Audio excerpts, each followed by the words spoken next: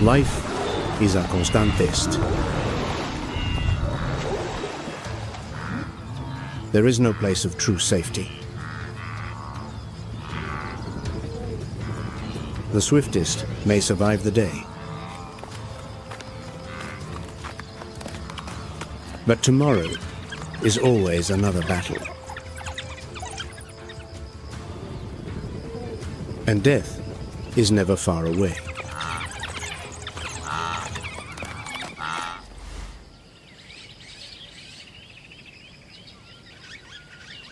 The first light of dawn weaves threads of gold across the vast Serengeti plain.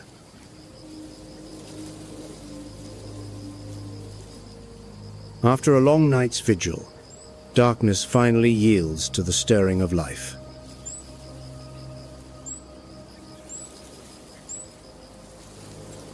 Beneath an ancient acacia, Mara, the matriarch of her pride, savors a rare moment of peace.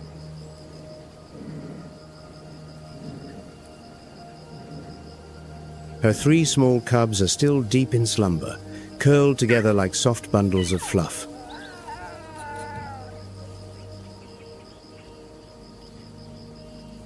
Mara's rasped tongue gently grooms the downy fur of her youngest, a gesture born of fierce, protective instinct.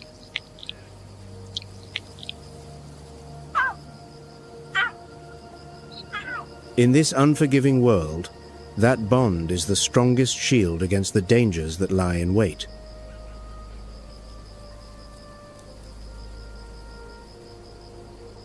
The sun's warmth builds, chasing away the night's chill, heralding a new day of trials.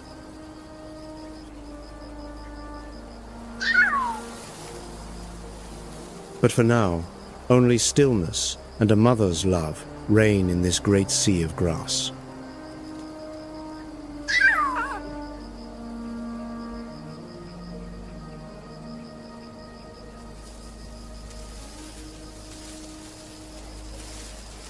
As the sun climbs higher, Mara must leave the sanctuary of the acacia and begin her true work.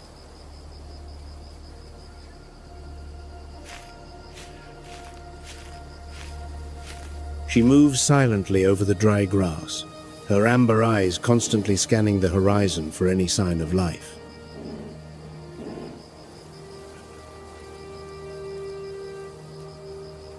Every movement is precisely calculated, her padded paws allowing her to glide without a sound.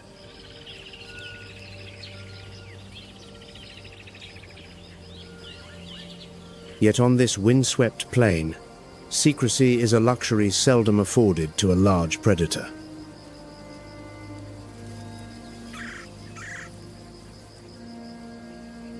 Not far away, a Kori bustard patrols with the dignified air of a solemn scholar.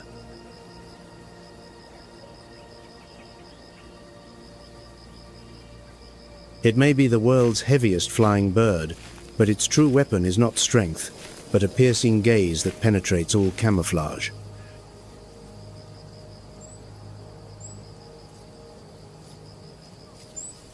Mara lowers her body, hugging the earth, preparing for a surprise approach on a herd of antelope.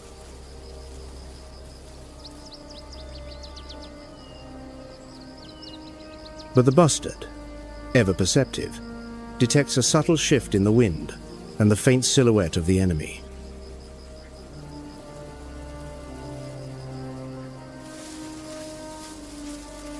At once, it erupts in a series of harsh, grating calls that echo through the surrounding thickets.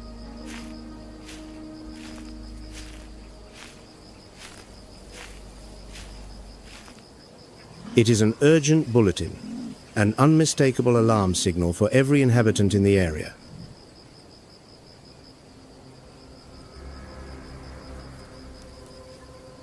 Mara's plan instantly collapses, as her potential prey in the distance snap to attention and flee.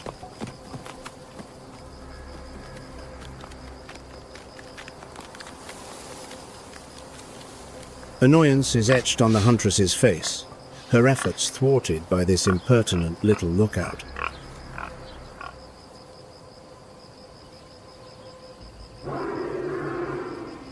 The Kori bustard calmly strolls on, seemingly quite pleased with its role as the unofficial sentinel of the savannah.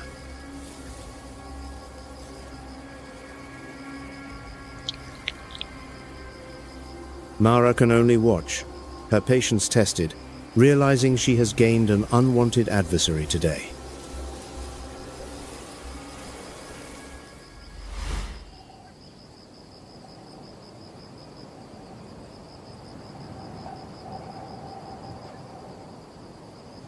Leaving the parched thorn scrub behind, we find another world entirely in the basin of the Great Valley.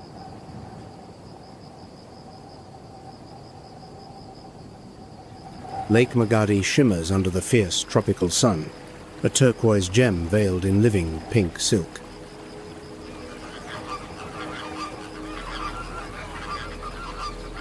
Tens of thousands of flamingos have gathered here, transforming the still lake into a vast, natural catwalk.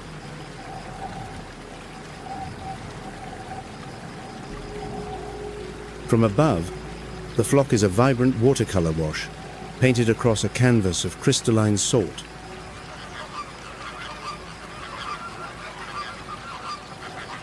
Each bird is a graceful artist, stepping rhythmically and sifting the water for nutrient-rich microalgae.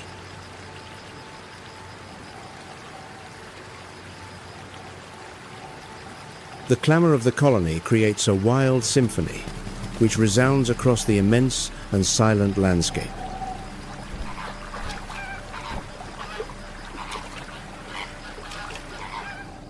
This is not just a feeding ground, but a safe haven, utterly removed from the ruthless hunts beyond.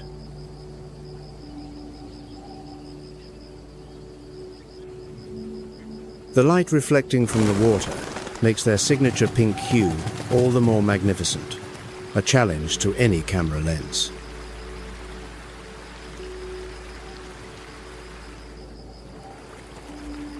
This fragile beauty seems to belong to another world than Mara's, a lyrical, quiet passage in the score of survival.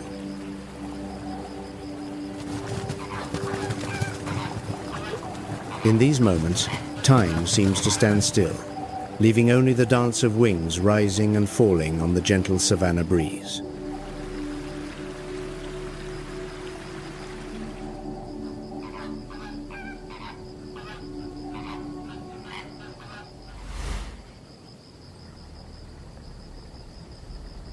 The midday heat is scorching, turning the air above the plains into shimmering waves that envelop all things.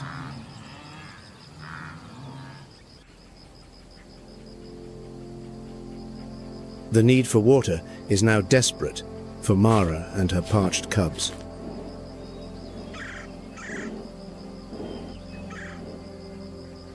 She leads them towards the marsh, the only place where murky pools remain in this harsh, dry season.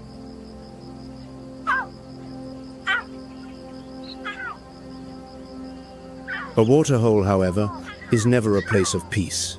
It is a dangerous intersection of competing powers.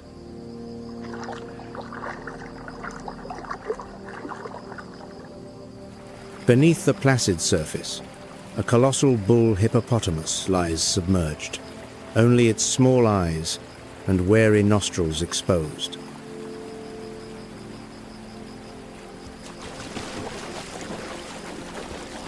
It suddenly erupts with a thunderous roar, blasting water from its nostrils, a stark warning that this territory is not to be trespassed.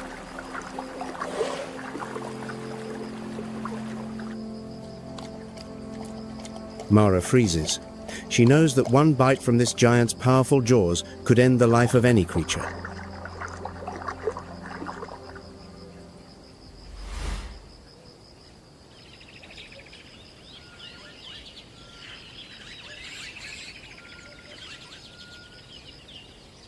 But the real pressure only begins when a family of African elephants emerges, looming from the distant bush.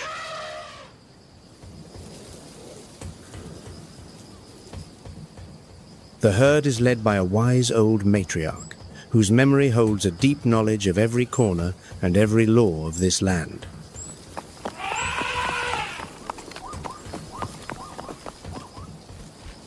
With their superior size, they walk with immense confidence and authority, regarding the lions as little more than small creatures at their feet.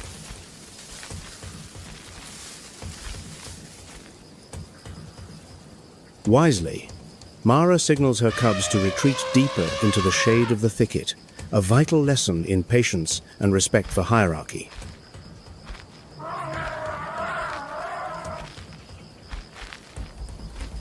The cubs press close to their mother, their eyes wide with awe at the overwhelming power of these grey giants.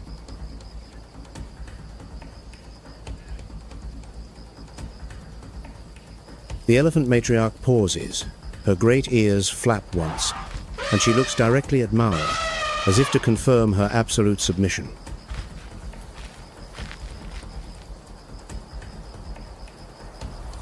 No fight breaks out. There is only a silent, natural order being strictly enforced in the heart of the wild.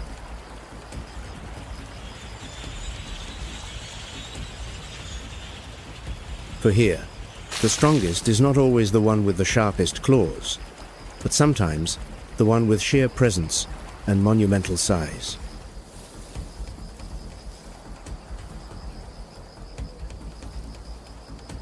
Mara quietly waits, allowing the elephants to enjoy the cool water before her own small family can approach.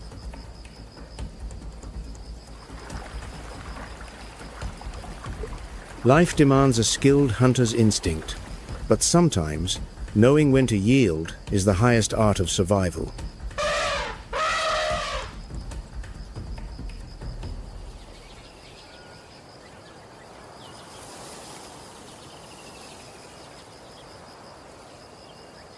As dusk casts long shadows across the land, Mara's hunting instincts are at their most acute.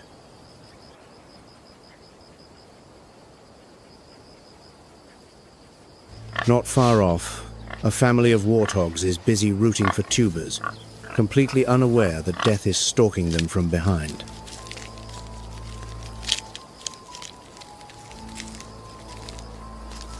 An over-reliance on their sharp tusks and thick hides can make them careless in the presence of an expert predator like a lion.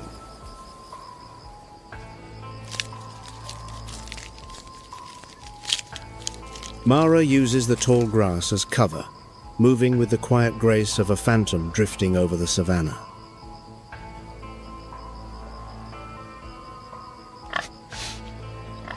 She holds every breath, her golden eyes fixed intensely on the most vulnerable target in the sounder.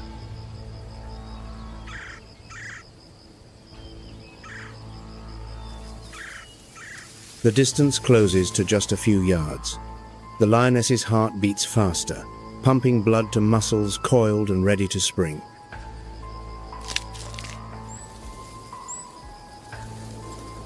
The slightest snap of a twig underfoot would trigger a life-or-death chase where there is no room for error.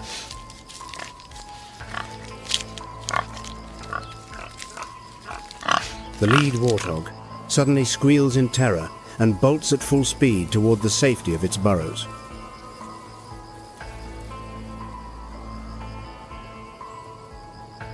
But Mara has already anticipated her quarry's line of flight. She expertly cuts the corner, forcing her prey into a dead end among the thorn bushes.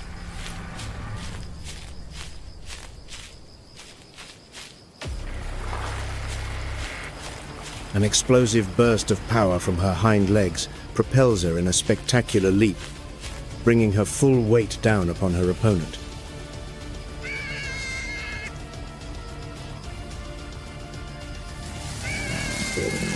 In a cloud of dust, the struggle is over quickly as Mara's sharp teeth find the vital spot on her prey's neck.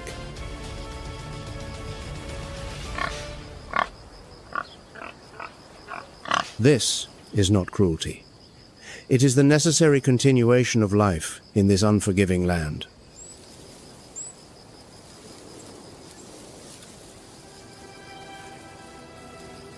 Sweat and dust mingle on her tawny coat, but in Mara's eyes, there is now only the relief of a task complete.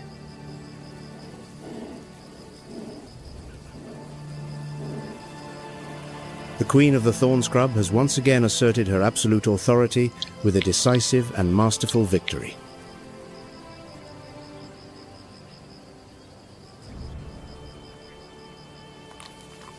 As darkness completely envelops the plains, Mara silently drags her kill back to where her cubs are patiently waiting.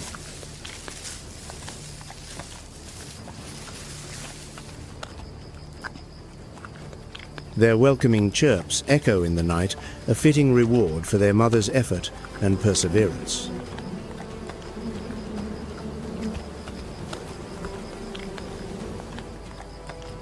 Beneath the silver moon, the small family gathers to share in this bounty after a long day of incidents and trials.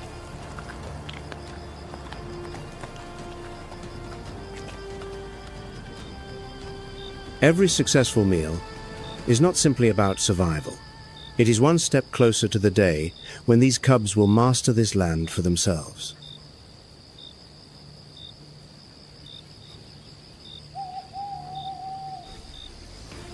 The Serengeti gradually settles into slumber, but the current of life continues to flow silently beneath the vast, glittering canopy of stars.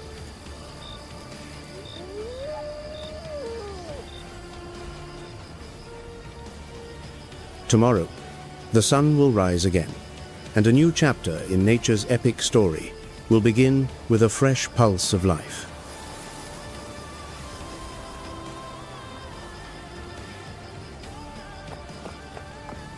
And in that endless cycle, Mara remains a symbol of strength, of persistence, and of a mother's undying love in the heart of the wild.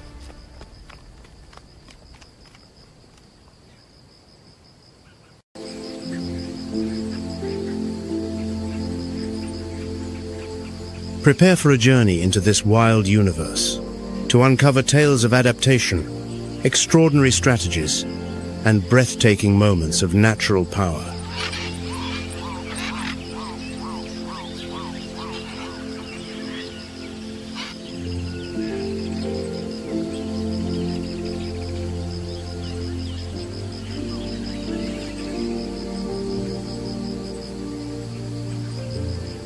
The dawn begins to stain the grasslands in hues of gold and bronze. A faint chill from the night still clings to the air, but soon the sun will command the horizon.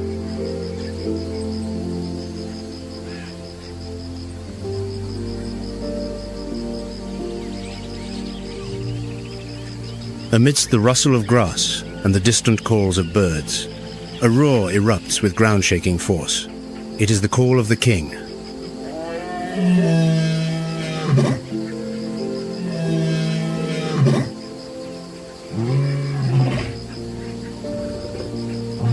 A fully grown male lion appears in a clearing, his thick, dark mane glinting in the sunlight.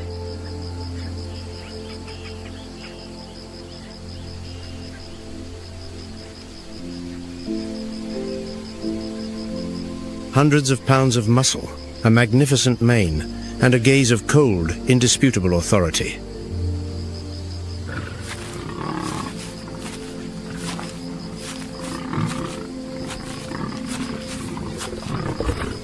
Do you think it is easy to be king? Look deeper into the eyes of this lord of the savannah.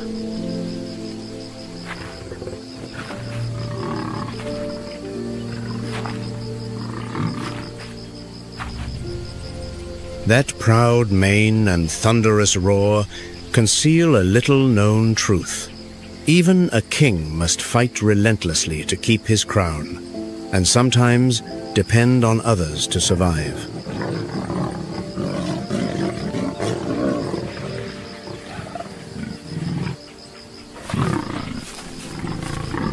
Standing nearly 4 feet at the shoulder and weighing close to 420 pounds, he is a formidable giant.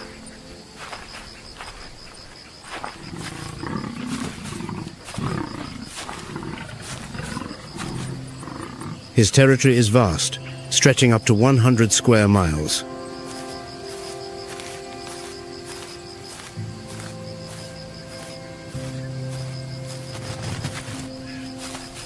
Here, every tree, waterhole, and rock bears his scent.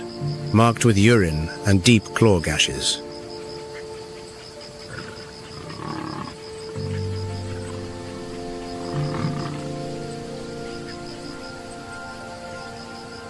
But such an immense kingdom cannot be protected by a solitary individual.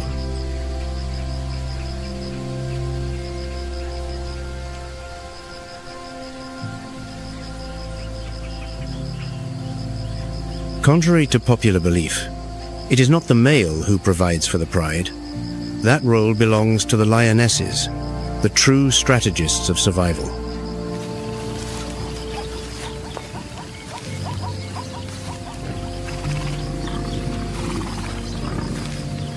Lionesses are exceptional hunters. They are lighter and more agile, their bodies built for speed and stamina.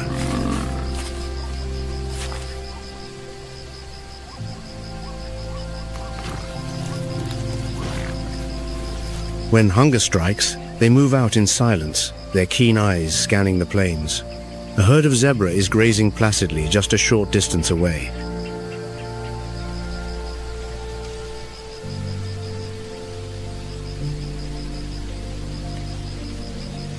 The hunters know they must approach undetected. They spread out in a crescent, using every dip in the terrain and every bush for cover.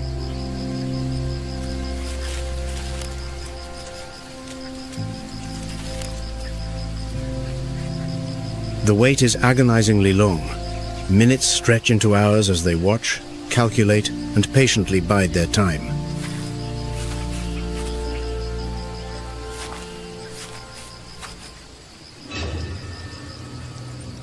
Then, in an almost imperceptible instant, the tension breaks. The lionesses surge forward, reaching an astonishing speed.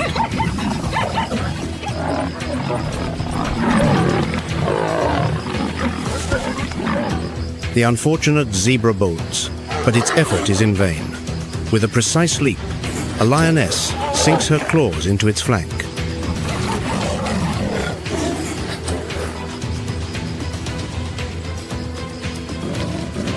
The pride finally has its meal, but on the savannah, even success can be fleeting.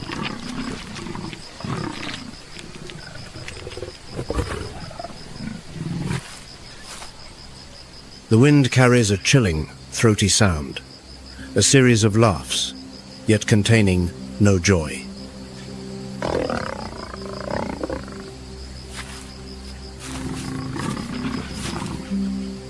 Within a lion pride, the bond is not just strength, but something sacred, family.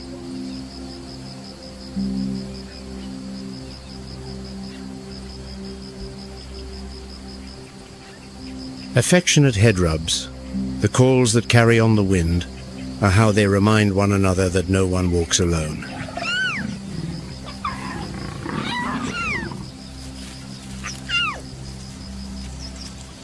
The cubs find safety in their mother's embrace, and the females rely on each other during the arduous hunts.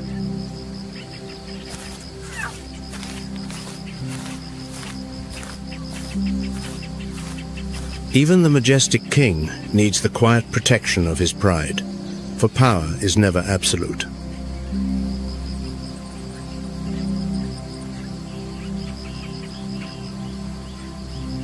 On a savannah fraught with peril, unity becomes a shield, more resilient than any fang or claw.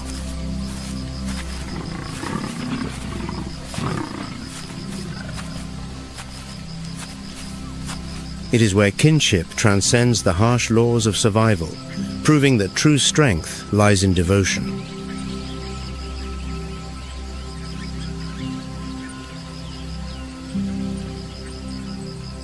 And so it is with us.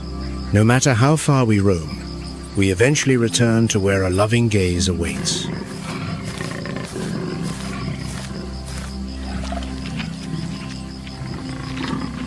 Family, be it of humans or of lions, remains the most enduring kingdom, one no enemy can conquer.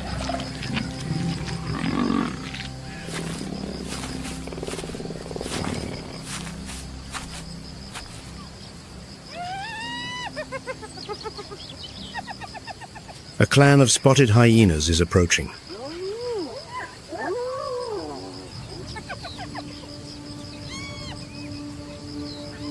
With their rounded ears and cunning eyes, they advance with an air of confidence.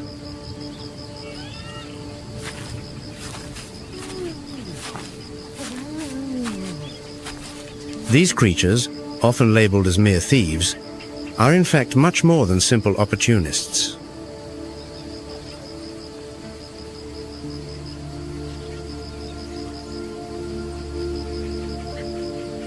Organized into clans that can exceed 80 members, hyenas have a matriarchal society where females hold dominion.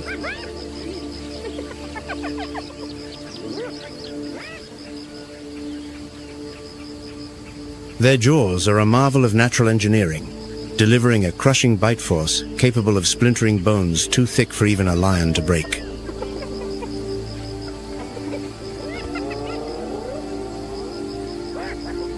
This allows them to utilize every last remnant of a carcass, recycling nutrients back into the ecosystem.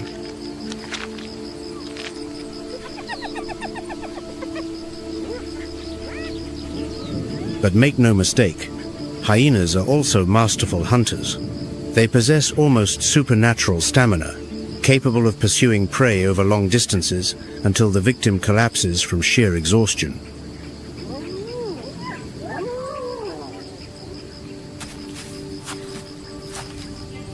Now, as the hyena pack closes in, the lionesses growl, refusing to yield their prize. For a few moments, all other sounds of the savannah seem to fall silent.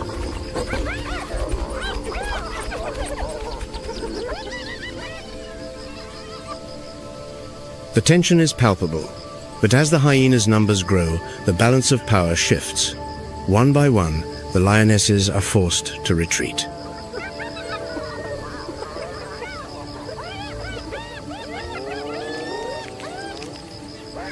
In an instant, the clan descends upon the carcass. Cackles and clicks fill the air as powerful jaws crush bone, reducing even the toughest parts to dust.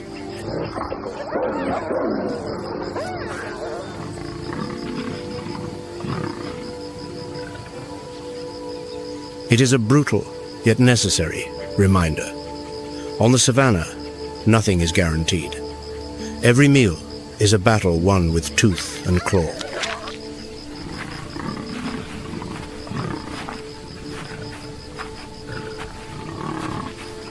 As the sun climbs higher, both predators disperse. The lions return to patrolling their territory. The hyenas vanish into the tall grass.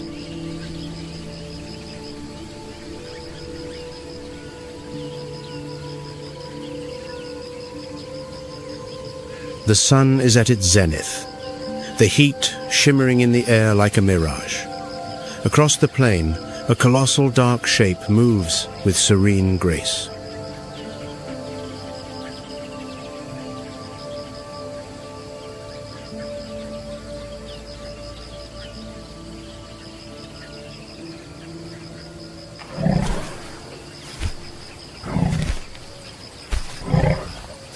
The African elephant, the largest terrestrial mammal on the planet, walks with a steady gait, each footstep pressing deep into the arid earth.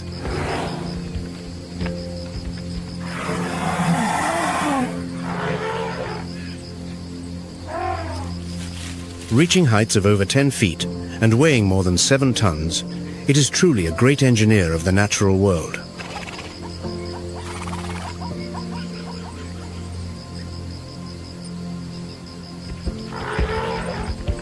Its tusks, which can grow to more than 6.5 feet, are not just symbols of majesty, but also essential tools for digging for water.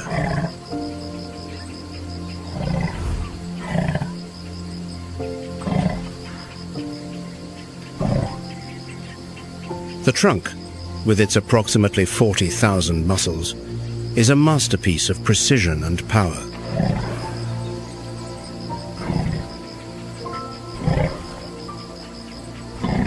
It is used to pluck the most delicate leaves from a branch, yet it can also lift heavy logs.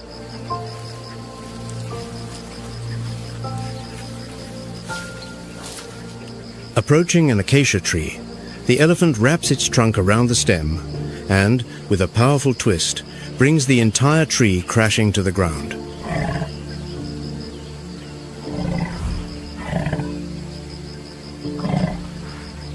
This seemingly destructive act opens up space for other vegetation, creating clearings where sunlight can reach the ground.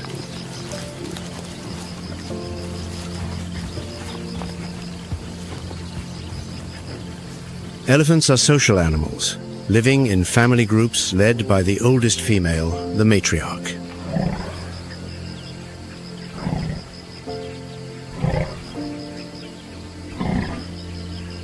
Her experience is vital to the herd's survival, for she holds the memory of ancient trails leading to hidden waterholes and green pastures.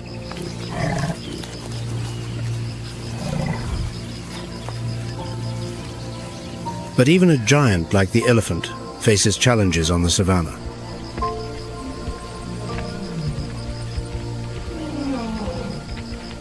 The relentless search for water during the dry season can force them to travel dozens of miles each day.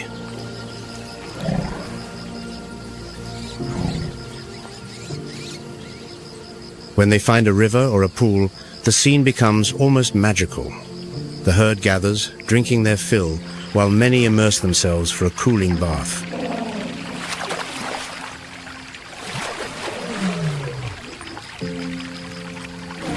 Not far away, another of the savannah's giants approaches with the caution of a seasoned warrior.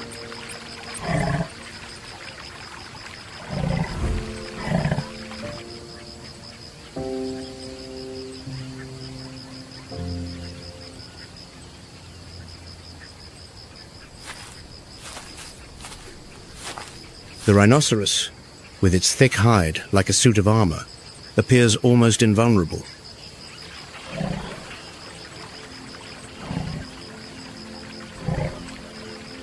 Weighing up to nearly 3 tons and possessing horns that can reach 2 feet in length, it is a formidable presence.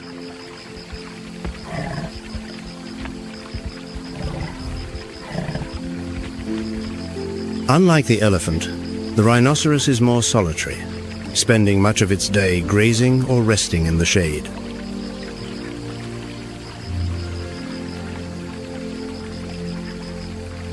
Despite its size and strength, the rhino has relatively poor eyesight.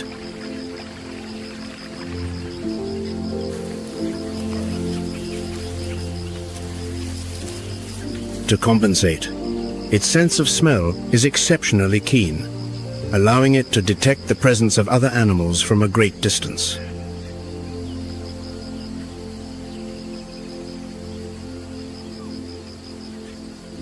When threatened, it becomes ferocious, charging at speeds of up to 30 miles per hour and using its horn like a deadly lance.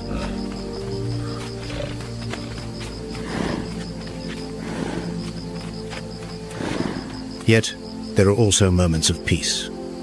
At a mud wallow, the rhino indulges, coating its body in a thick layer of mud, a natural defense against parasites and the scorching sun.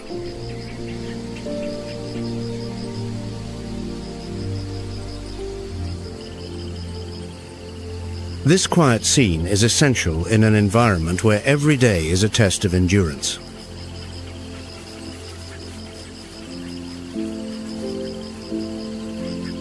Though different in their habits and behaviors, the elephant and the rhinoceros share common ground. Both play a crucial role in the ecosystem.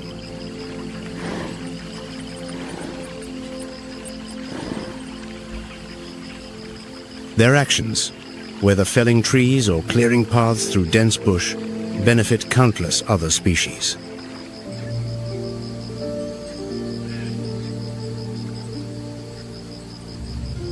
As the afternoon wears on, the sound of heavy footfalls and snapping branches in the distance marks the movements of these great creatures.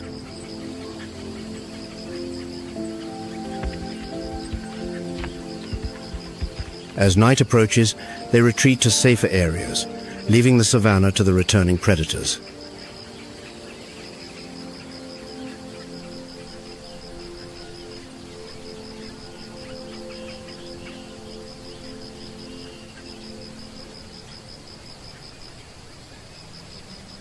The sun is low now, casting long shadows across the savannah. Among the sparse acacia trees, tall, elegant figures emerge.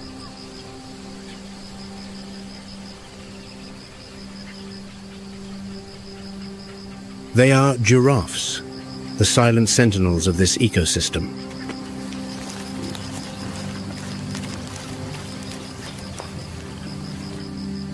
Standing up to 18 feet tall, they are the loftiest land animals on the planet.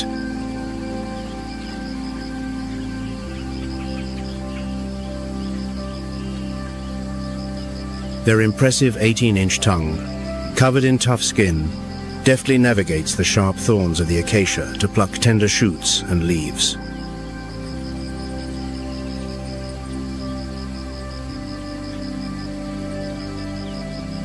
Every movement is graceful, almost choreographed. They feed in small groups, always maintaining a high level of vigilance.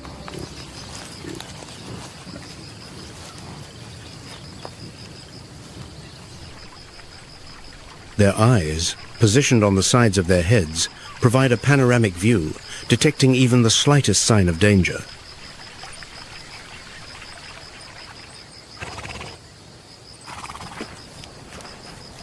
Despite their great size and gentle appearance, giraffes are by no means defenseless.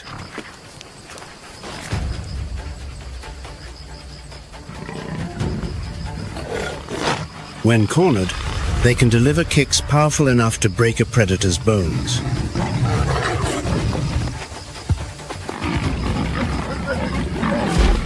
However, the giraffe prefers to avoid conflict, using its superior height to spot threats and move away before it is too late.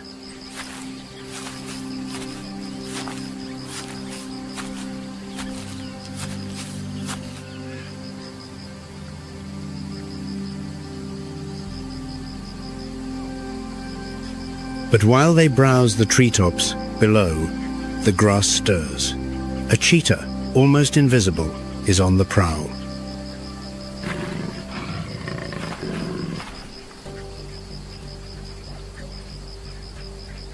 Its eyes are fixed on a small group of impala grazing a short distance away.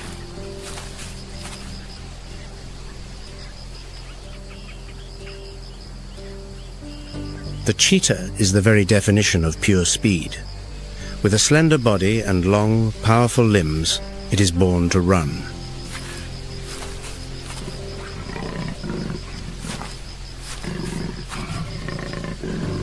It can reach 70 miles per hour in just a few seconds, thanks to an incredibly flexible spine, large nostrils, and a heart capable of pumping blood at a furious rate.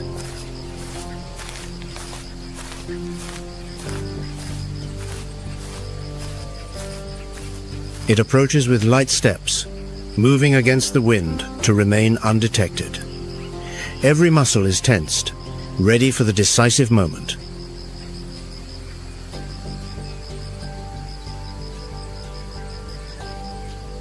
When the distance closes to less than 200 feet, it explodes into motion. In 3 seconds, it has reached a speed of nearly 60 miles per hour.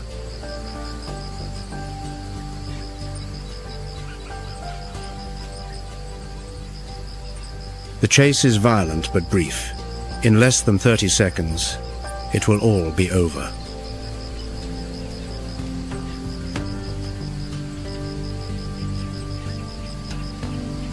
With a final, precise leap, the cheetah brings down its prey, suffocating it with a firm bite to the throat. But the effort comes at a cost.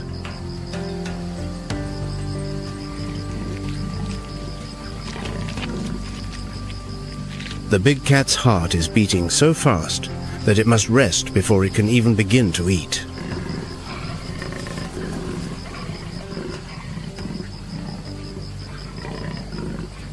This moment of vulnerability can attract other predators, like lions or hyenas, who would not hesitate to steal its prize.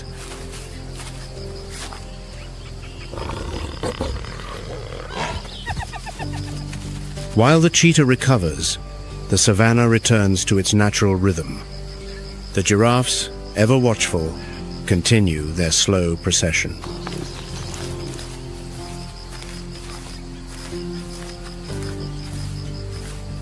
The contrast between them and the swift hunter encapsulates the complexity of this ecosystem: strength and agility, patience and explosive power, all coexisting in a fragile balance.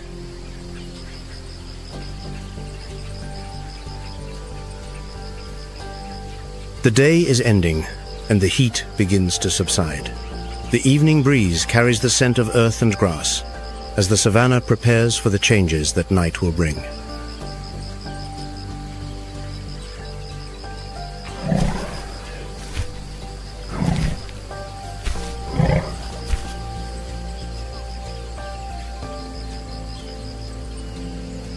Near the wetlands, where the elephants just passed, another elegant silhouette begins to draw the eye, the grey-crowned crane.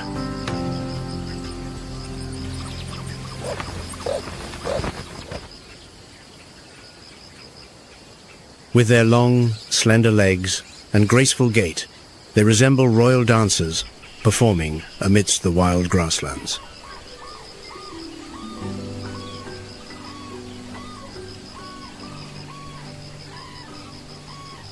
Their sturdy, sharp grey beaks are perfect tools for survival, ever ready to probe the mud for insects, frogs, or roots.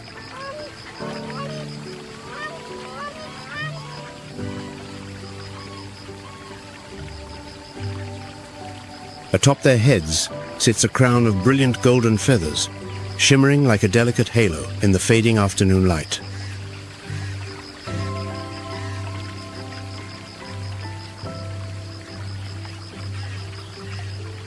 Grey-crowned cranes are distinguished not only by their regal beauty, but also by their resonant calls, a haunting, low-pitched melody in the quiet expanse.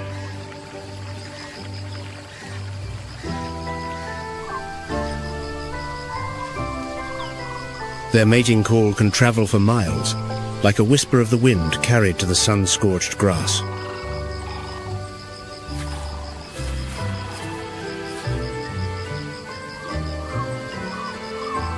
When the breeding season arrives, the savannah witnesses one of the most romantic and intricate courtships in the natural world.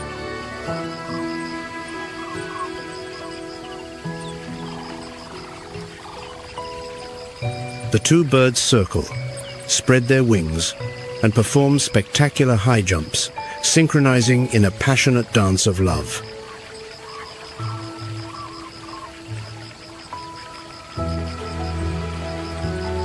Their bond does not end with that moment, for grey-crowned cranes are among the few savannah birds that remain faithful for life.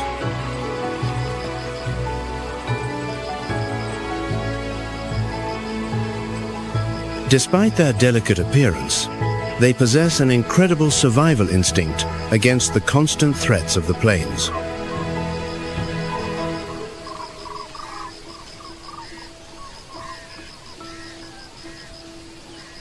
Their wide wings, with a span of up to 6.5 feet, allow them to take flight with ease, gliding on the winds to escape the clutches of leopards or jackals.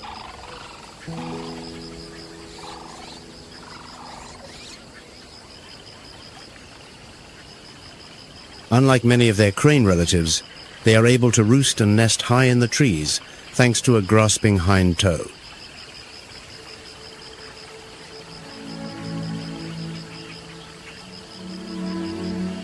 From their elevated perch, they act as other silent sentinels of the plains, their eyes scanning the marshlands below.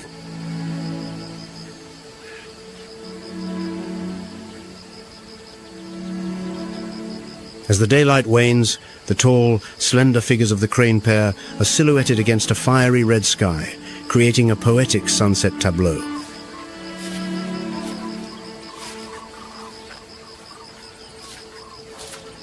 This moment of peace for the savannah's dancers concludes a vibrant chapter under the sun, blending perfectly into nature's transitional hour.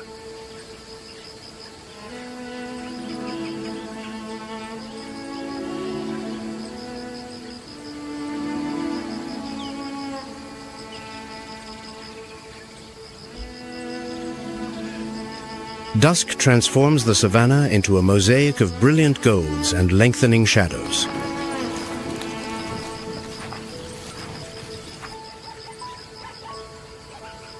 Amid the heavy silence, the thud of hooves echoes like a warning.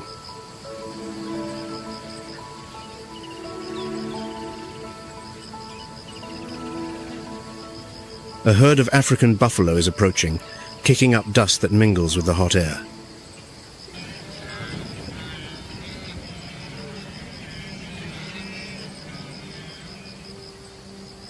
With a muscular frame of nearly 2,000 pounds covered in a dark coat, the buffalo is considered one of Africa's most dangerous herbivores.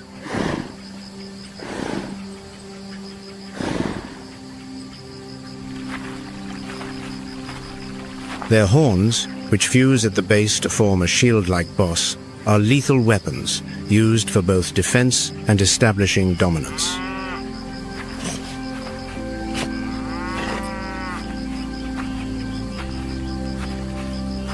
The strength of this animal is complemented by the collective intelligence of the herd.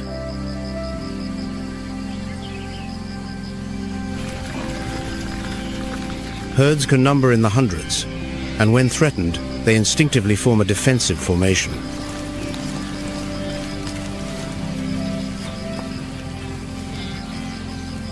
The strongest males create an outer barrier, while females and young remain protected in the center.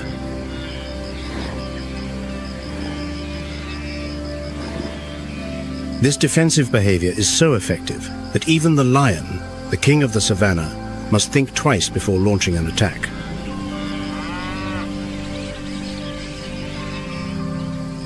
Nevertheless, confrontations do occur. When a predator dares to come too close, the consequences can be catastrophic.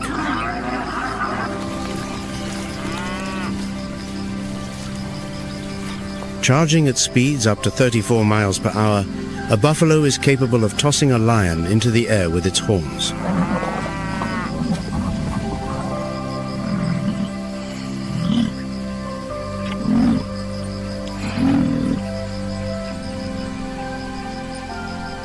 While the buffalo commands the open plains, another giant reigns by the riverbanks, the hippopotamus.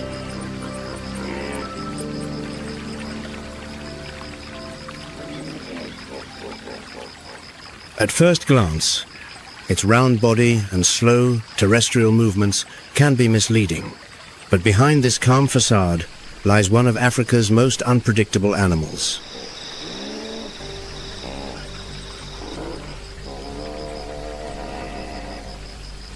Weighing up to 1.5 tons, the hippopotamus spends most of its day submerged in rivers and pools.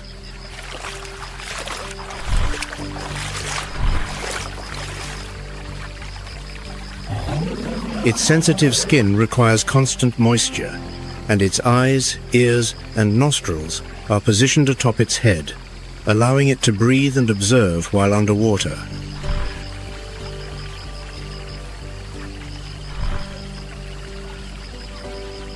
But as the sun begins to set, they leave their aquatic refuge and march in search of pasture, traveling several miles in the night.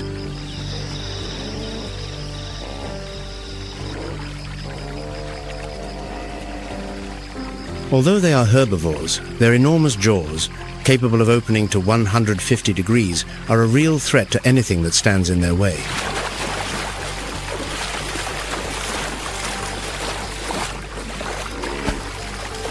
With canine teeth that can reach 20 inches in length, a hippopotamus can bite with terrifying force.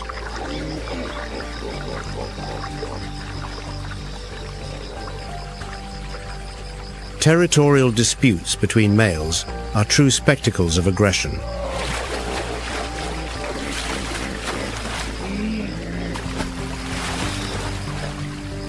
Two rivals face off, mouths agape in a threatening display, before charging at each other with fury.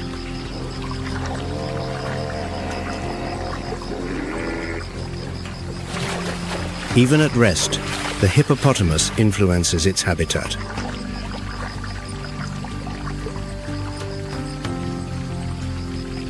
As they enter and exit the water, they create natural channels that help maintain the flow of rivers during the dry season.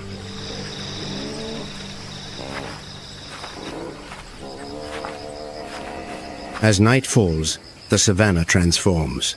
The buffalo herd gathers closer, alert to the sounds of the darkness.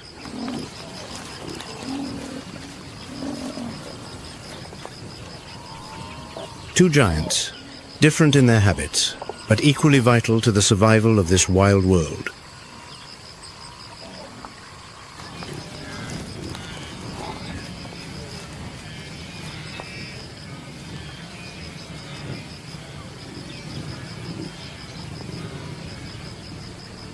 The early wind stirs the golden grasses, revealing a deep, rhythmic thunder that spreads across the savannah like a distant storm.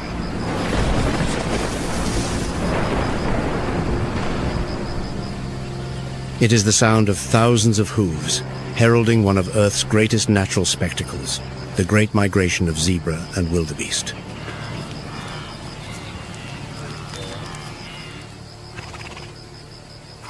On the horizon, a sea of stripes begins to form.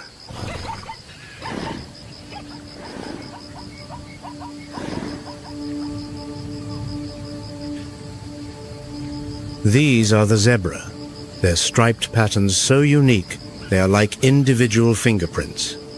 No two are ever the same.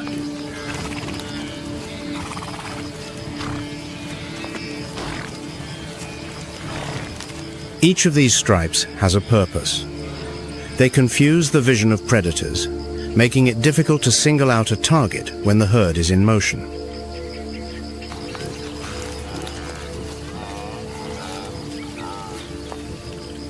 Zebras live in family groups led by a dominant stallion.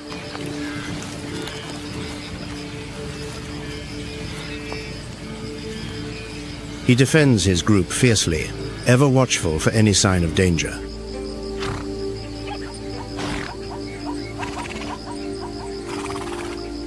They are not alone. Amidst the stripes, the grey, more robust figures of the wildebeest appear.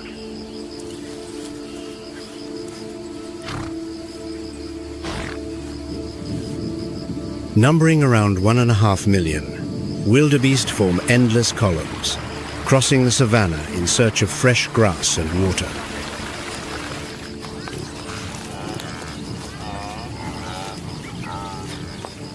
It is a journey of more than 500 miles, fraught with peril, but driven by the primal urge to survive.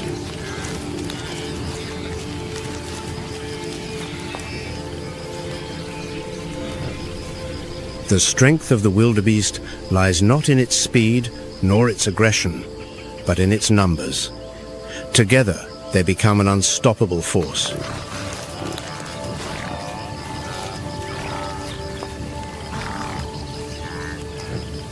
When a river bars their path, like the famed Mara River, the challenge becomes even more intense.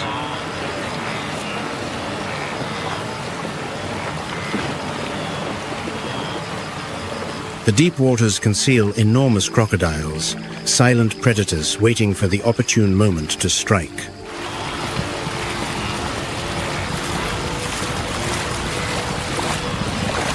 Yet, the migratory flow does not stop. One by one, the wildebeest plunge into the current, followed by the zebras.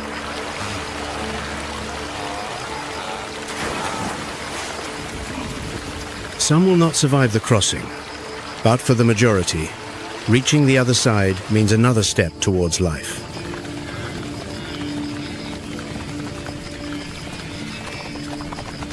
The association between zebra and wildebeest is far more than mere coincidence.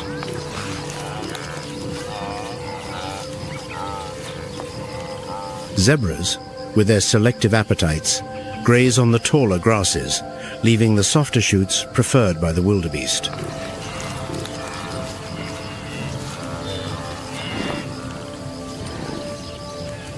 In return, the wildebeest provide their striped companions with an additional layer of protective vigilance.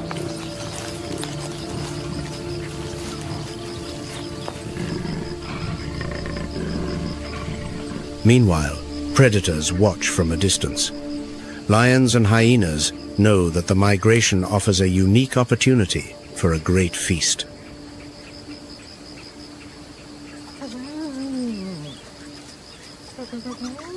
When the dust finally settles and the last group has crossed, the plains look as if they have been swept by a storm.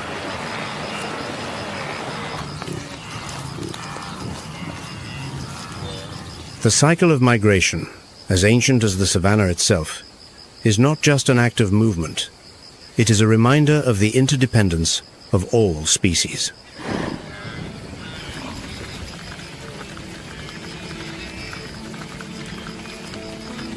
The sun sets on the savannah, painting the sky in vibrant shades of orange and purple.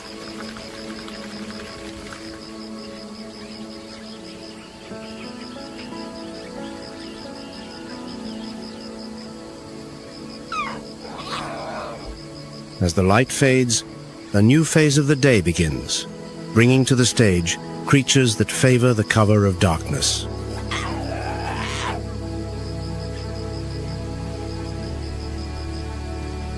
Among them, a master of stealth glides silently through the night, the leopard.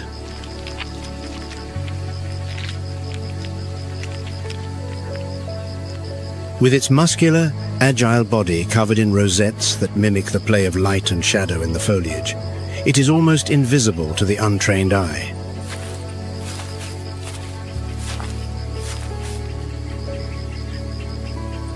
Weighing around 130 pounds, the leopard combines power and elegance in a way few predators can match.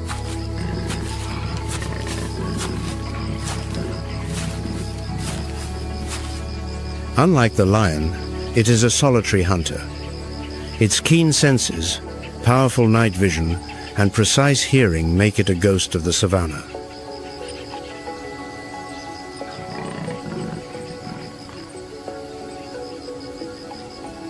Once it has identified its prey, be it a small antelope or a careless baboon, it approaches with infinite patience.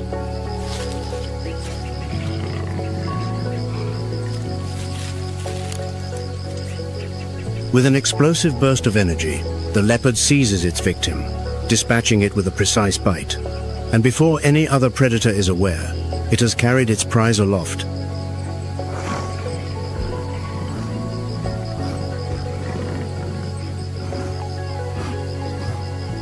With impressive strength that allows it to carry prey twice its own weight, it hauls its meal high into the trees, beyond the reach of hyenas and lions.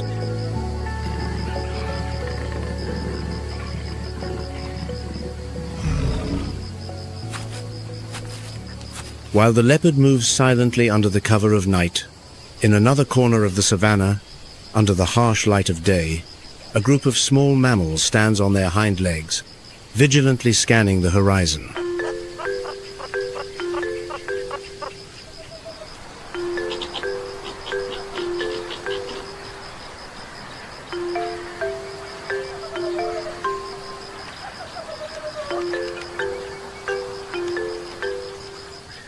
These are meerkats, creatures weighing just over 2 pounds, whose collective strategy is a model of social intelligence.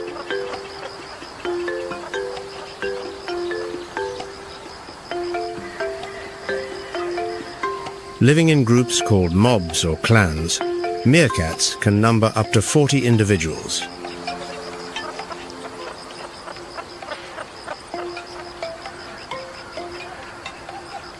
Each member plays an essential role. Sentinels stand erect, their heads swiveling in all directions to detect threats like eagles or jackals.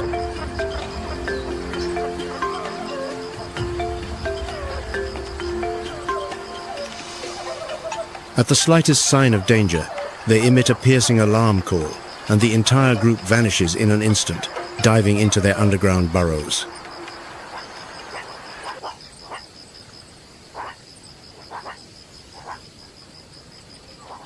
These burrows are true fortresses, with multiple entrances and extensive tunnels, providing shelter from both enemies and the extreme temperatures.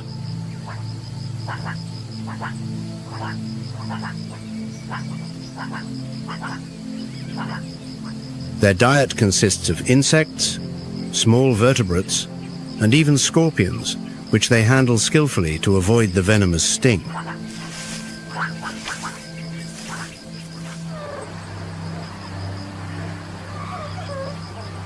Despite their small size, meerkats display incredible courage.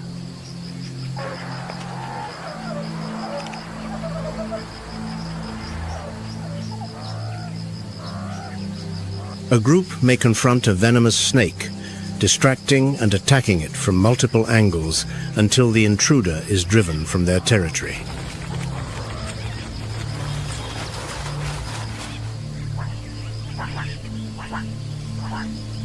These two worlds, one of the solitary predator and the other of the cooperative community, illustrate the contrasting paths to the same goal: survival on the savannah.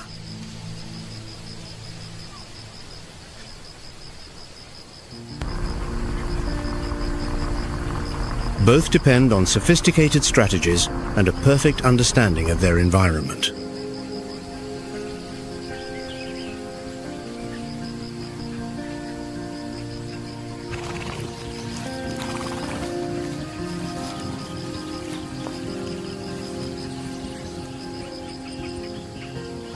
The sun rises again over the savannah, and with it, one of the continent's most efficient hunters awakens, the African wild dog.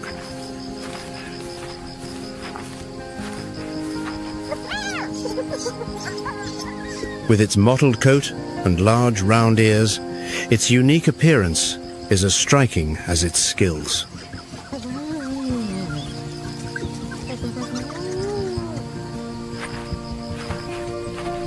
Weighing around 66 pounds, Lycaon pictus lacks the majesty of the lion or the speed of the cheetah, but it compensates for its modest size with brilliant strategy and cooperation.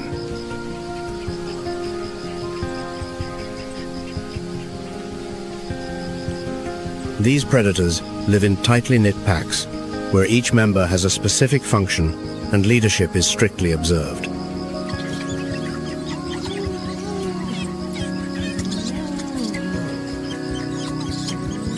Before a hunt, the group gathers in a remarkable scene. They touch, vocalize, and wag their tails in an almost festive atmosphere.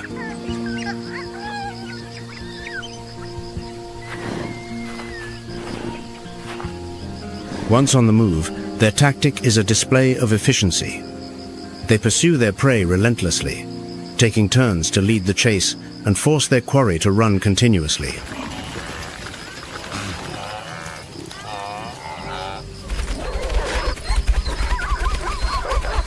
Their success rate is astonishing. In up to 80% of their hunts, the pack secures a meal.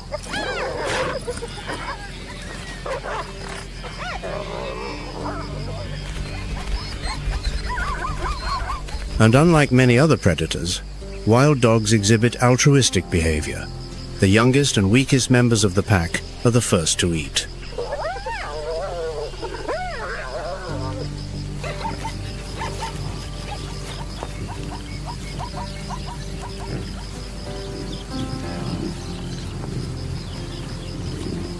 More discreet, but no less cunning, the black-backed jackal appears in the distance, moving with light, watchful steps, weighing between 17 and 22 pounds.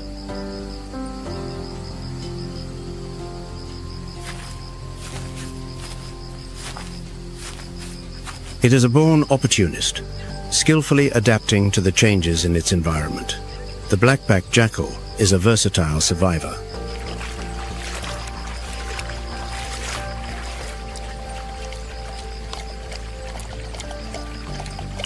It feeds on small mammals, eggs, fruits, and the carrion left by other predators.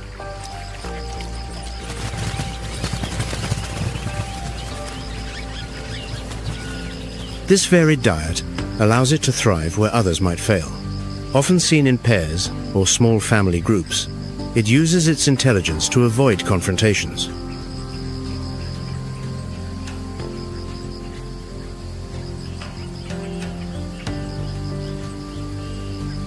The wild dog and the black-backed jackal may seem like secondary characters in a drama dominated by lions and elephants, but their ecological importance is undeniable.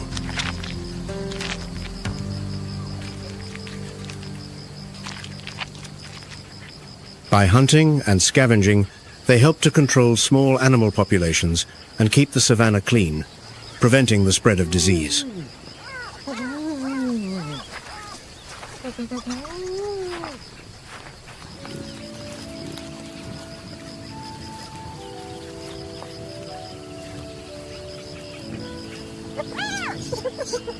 As dusk falls, the wild dog pack gathers to rest after a successful hunt, licking their wounds and reinforcing their bonds with touches and playful antics.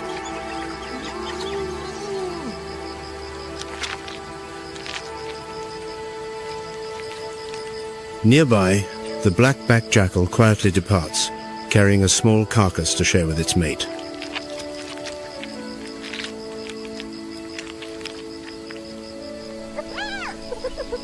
Two very different predators, yet linked by the same survival skill, adaptation.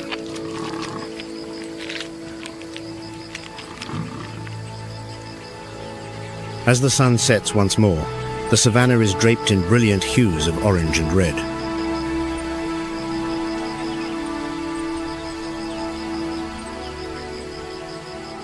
The cycle of day and night is complete, as is the delicate balance of all the species that share this vast natural stage.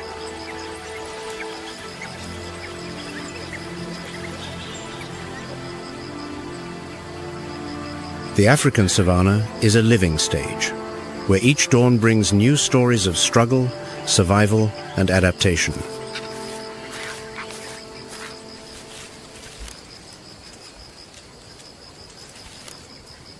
From the majestic elephants to the discreet black-backed jackals, every creature, great or small, plays an essential role in the balance of this captivating ecosystem.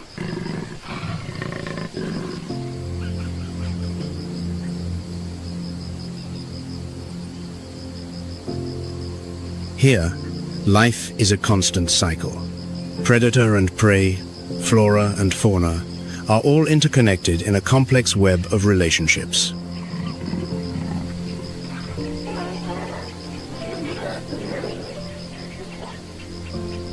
And though it is often a setting for unforgiving challenges, it is also a place of natural harmony, where strength, ingenuity, and cooperation ensure the persistence of all life.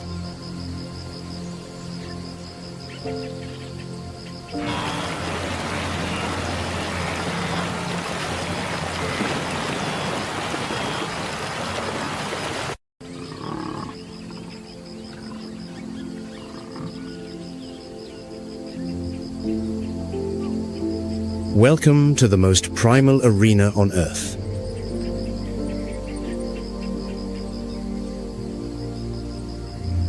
Serengeti, a mythical land where time seems to stand still in the most primal dances of survival on Earth.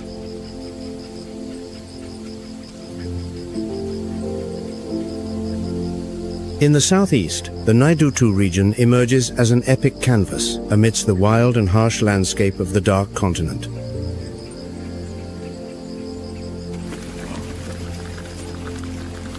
At an elevation of 3,900 feet above sea level, the air here is always thick with the scent of dust and life.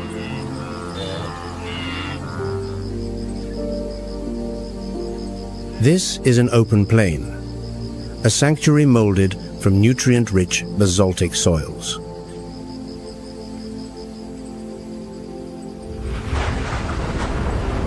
Ancient volcanic eruptions have left an invaluable geological legacy on this land.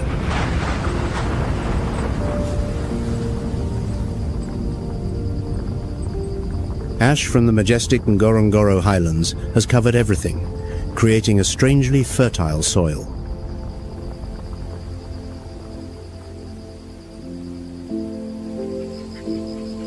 It is this very ash that has nurtured the protein-rich short grasslands, the foundation of an entire characteristic ecosystem.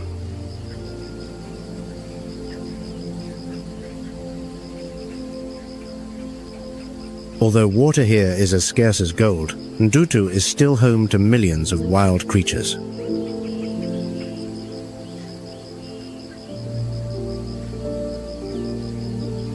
The drought-resistant short grasses are a vast banquet for the herds of wildebeest and zebra.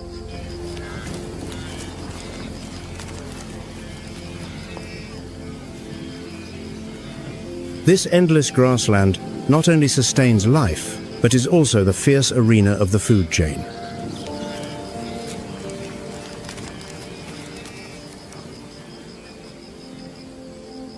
It provides an essential habitat for elite hunters, like lions and cheetahs.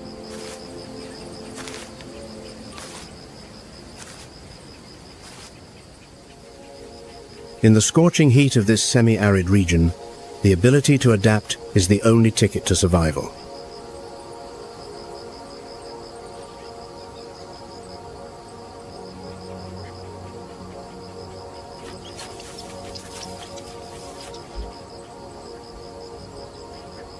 Look at the bat-eared fox, a perfect testament to the sophistication of evolution.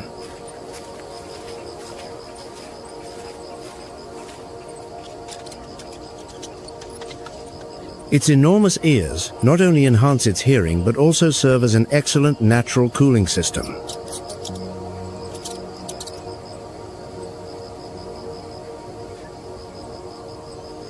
This small fox silently dominates the world of insects, especially termites and beetles.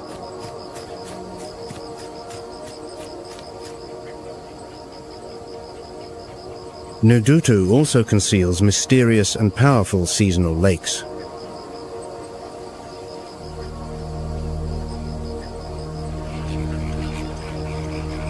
Lake Ndutu appears as a temporary oasis, yet it is decisive for the fate of all species.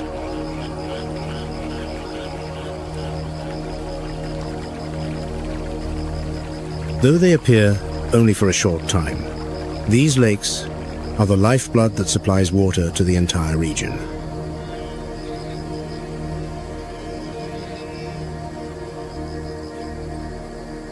From November to May, heavy rains pour down, reviving the entire landscape.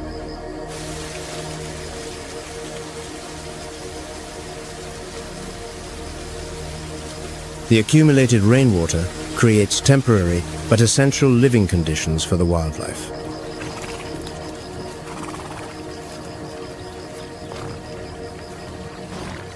Wildebeest and zebra gather around the lake to quench their thirst under the harsh sun.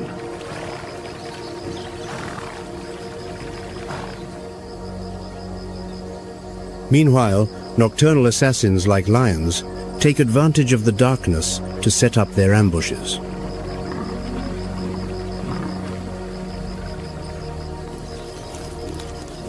The Thompson's gazelle finds its paradise on these open surfaces and sparse vegetation.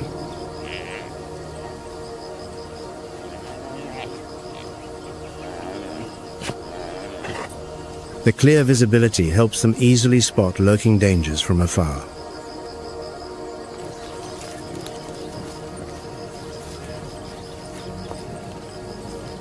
The rainy season brings lush green grass, a precious source of energy for this slender antelope.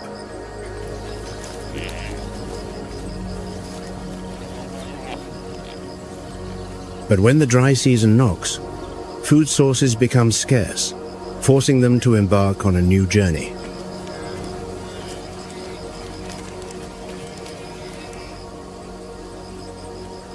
The Thompson's gazelle is compelled to move in large herds in search of greener promised lands.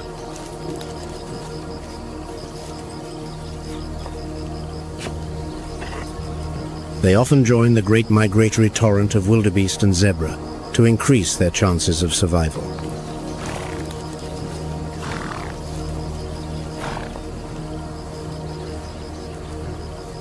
Weighing less than 66 pounds, it is a symbol of agility and superior adaptability.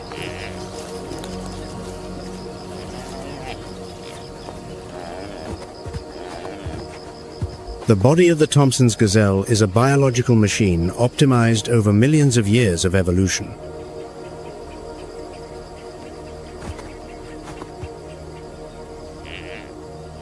Its long legs and flexible muscles allow it to reach astounding speeds of up to 50 miles per hour.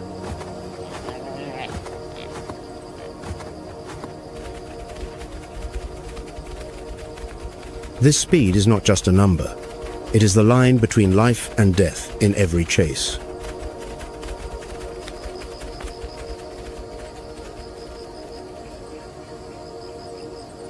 Natural selection has honed this animal into one of the fastest sprinters on the planet.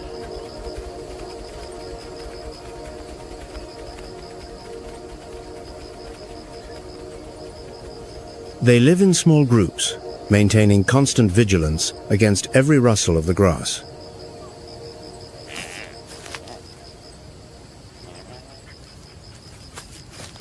During the breeding season, these small groups merge into a colossal army that covers the horizon.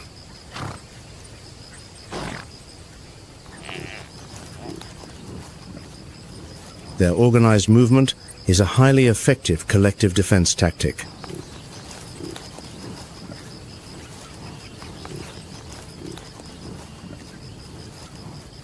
Each individual in the herd acts as an early warning system, watching every angle around them.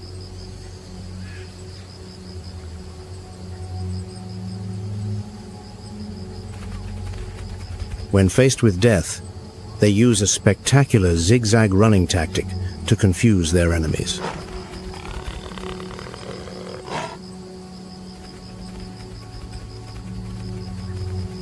Sharp turns at high speed can frustrate even the fastest cheetahs.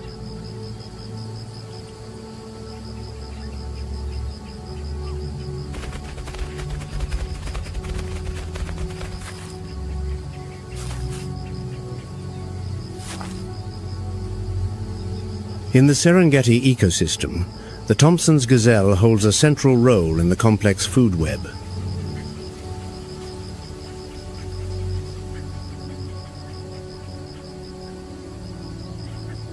They are an important source of protein for large predators such as lions and hyenas.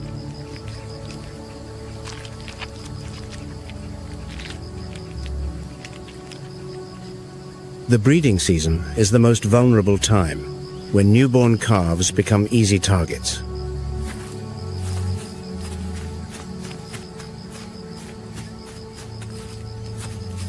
The young, with their light brown coats and distinctive black stripes, have a remarkable ability to camouflage.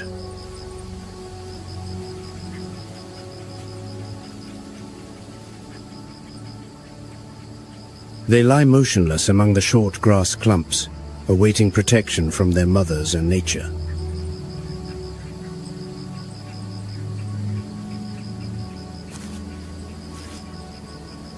This hiding strategy helps increase their chances of survival during the perilous first weeks of life.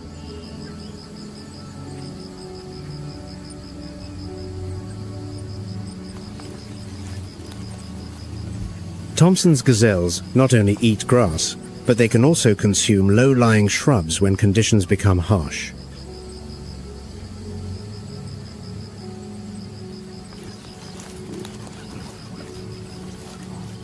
Their ability to absorb water from plants allows them to survive without needing to seek out water sources frequently.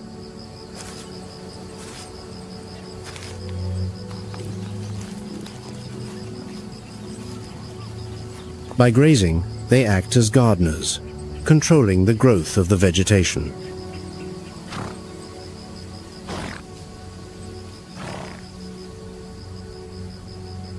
This creates space for new plant species to grow, maintaining the biodiversity of the grasslands.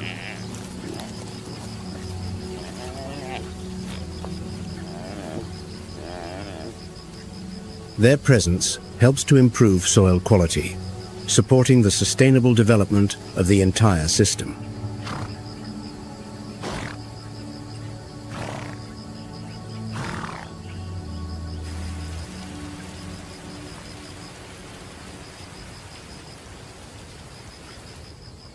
When the rainy season arrives, the brilliant light shines upon the proudly moving herds of plain zebra.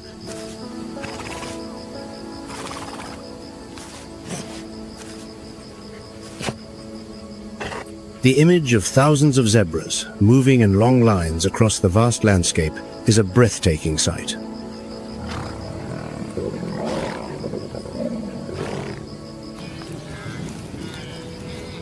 An estimated 200,000 zebras converge in Ndutu at the peak of the migration.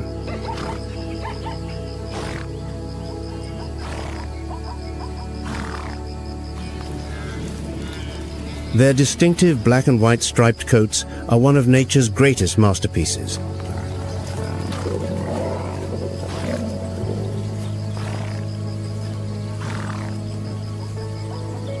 These vertical and horizontal stripes create a visual disturbance, making it difficult for predators to single out a target.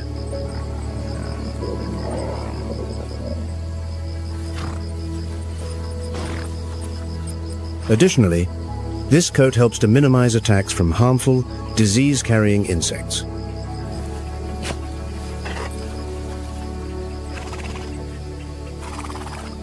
Plains zebras can be found in many places, but it is in Nodutu that they truly thrive.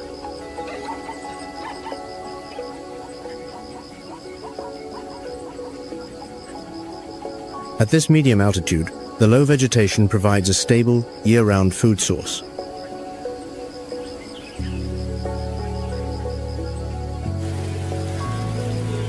The 20 inches of annual rainfall is sufficient to regenerate the fertile grasslands for the large herds.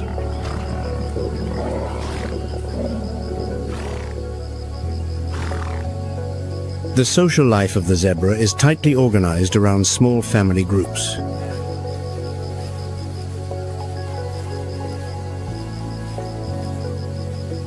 A powerful lead stallion is responsible for protecting and leading the females and their young.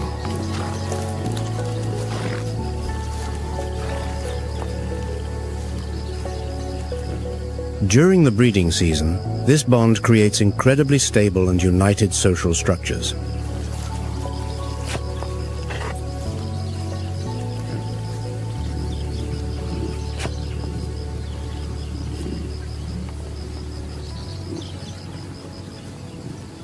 Unlike wildebeest, zebras employ a flexible, year-round breeding strategy.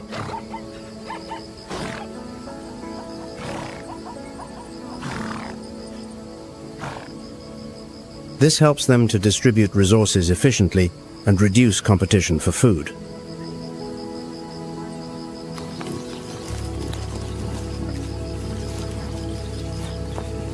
The gestation period lasts over a year to ensure that the foal is born in the best possible condition.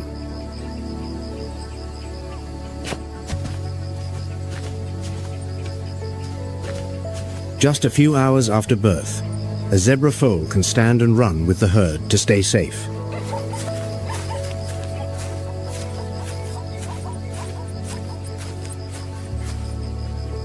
This rapid maturation is a key factor in their survival in an environment teeming with predators.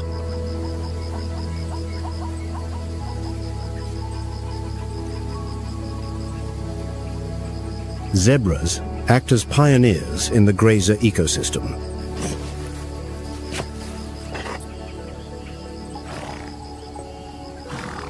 They graze on the tough upper layers of grass, exposing the soft, young shoots beneath for the antelope species.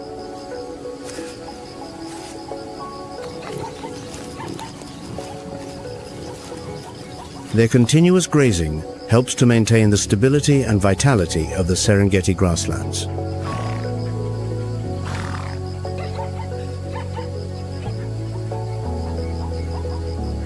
Their dung enriches the soil, creating a habitat for millions of beneficial insects.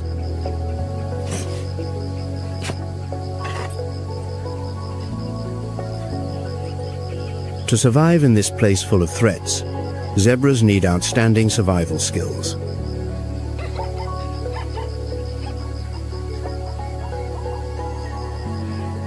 They can reach speeds of 40 miles per hour to escape the clutches of a lion.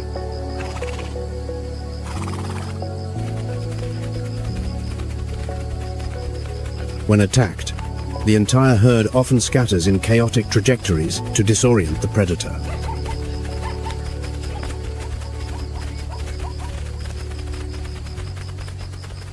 The adult zebras will form a protective circle, directing thunderous kicks towards the enemy.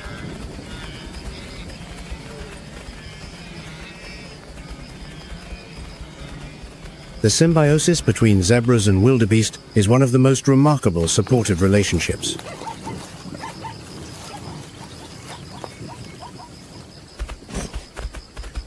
Zebras lead the way in search of new pastures, while wildebeest are adept at locating water sources.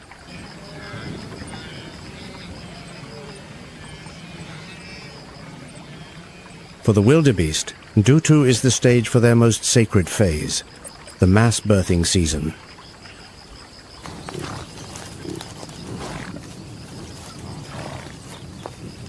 Blue wildebeest are known as the greatest marathon runners of the wild world.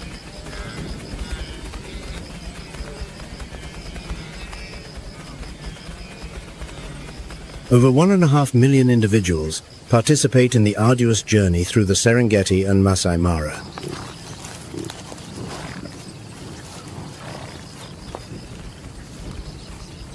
The journey begins in Ndutu from January to March, when the rains fall and the green grass begins to rise.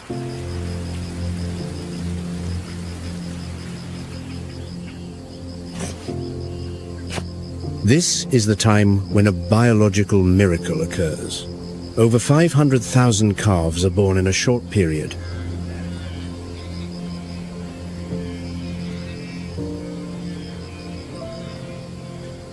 On average, there are over 8,000 new births each day, turning the plains into a gigantic nursery.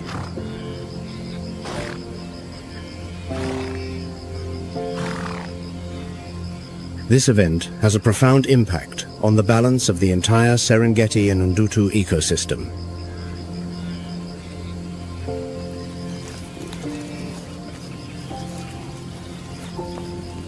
Synchronized birthing is a clever evolutionary strategy to protect the species.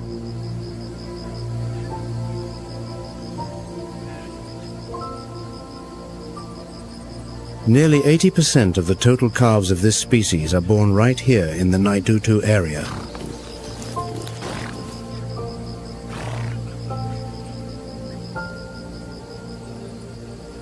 This strategy creates a prey saturation phenomenon, paralyzing the hunting capabilities of predators.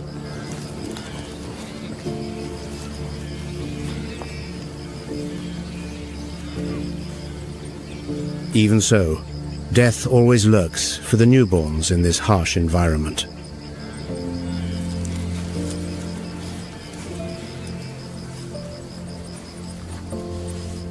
"40% of the calves will become a meal for lions and hyenas in their very first season.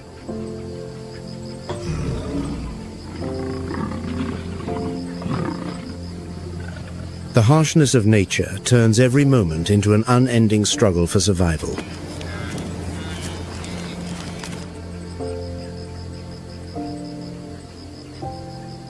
From the moment they are born, wildebeest calves exhibit an incredible survival instinct.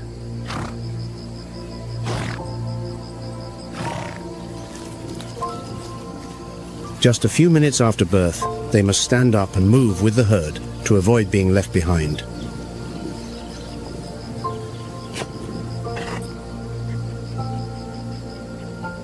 This innate agility is a vital factor in helping them escape the clutches of waiting hunters.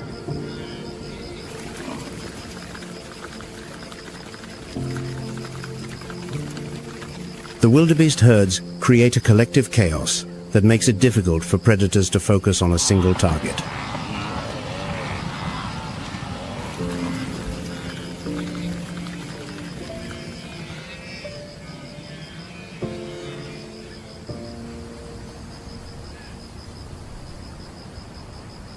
Under the harsh Serengeti sun, the image of a cheetah crossing the plain appears like a phantom of speed.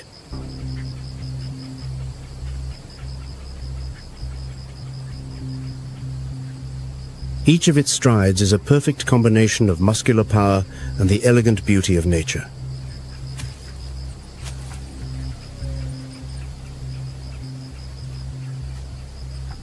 The cheetah is the fastest land animal on the planet, a masterpiece of biological engineering.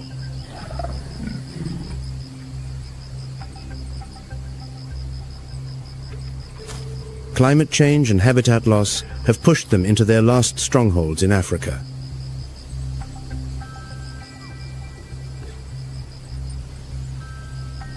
In the Serengeti, particularly Ndutu, the cheetah finds its ideal arena with wide open spaces.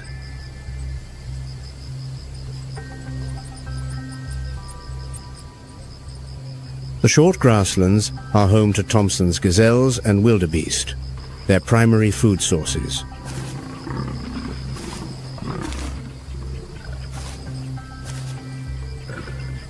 With a hunting success rate of nearly 50%, the cheetah is one of the most effective hunters.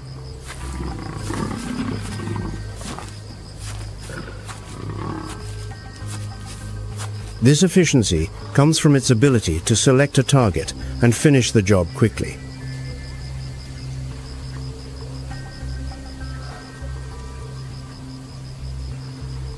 A hunt usually begins at a very short distance to optimize the explosive burst of energy.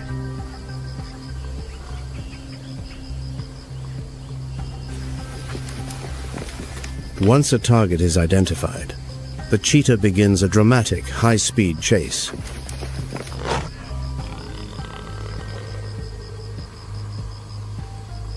Its ability to accelerate from 0 to 60 miles per hour in just 3 seconds is a feat of nature.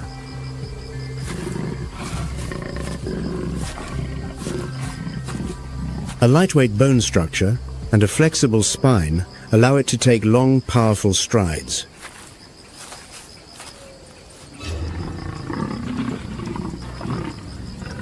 Its long tail acts as a rudder, helping it to maintain balance during sharp turns at high speed.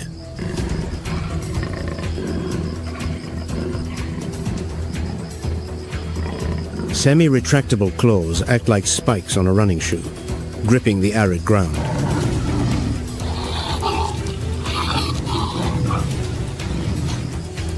However, the price of extreme speed is the enormous energy expenditure of the body.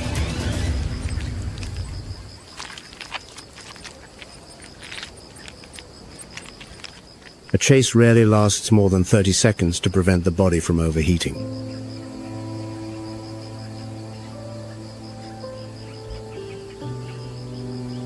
After taking down its prey, the cheetah faces the risk of having it stolen by larger rivals.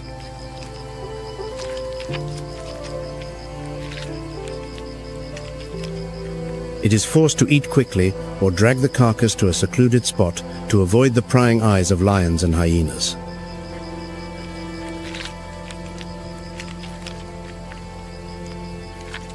By preying on small grazers, the cheetah helps to maintain the balance of the local vegetation.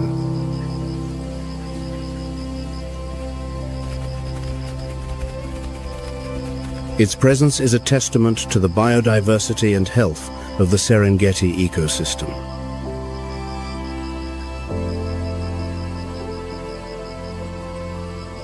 But the cheetah is facing serious threats from human encroachment.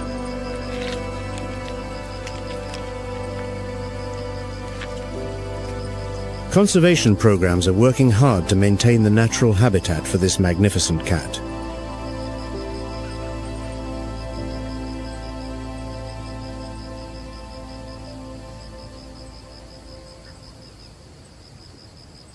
As dusk falls, the roar of the male lion echoes across the savannah, declaring his dominion.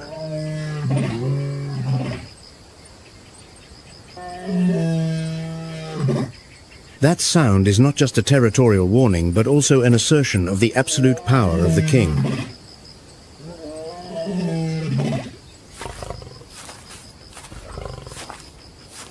Weighing nearly 440 pounds, the Serengeti lion is the embodiment of strength and authority.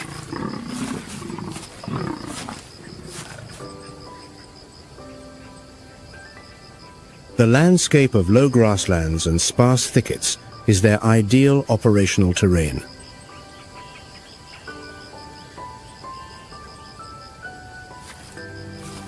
Thanks to conservation efforts, the lion population in Nedutu has shown encouraging signs of recovery.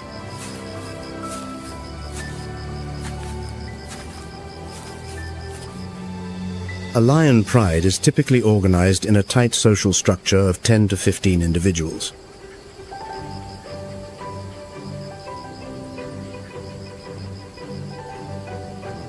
The females take on the primary roles of hunting and raising the future generation.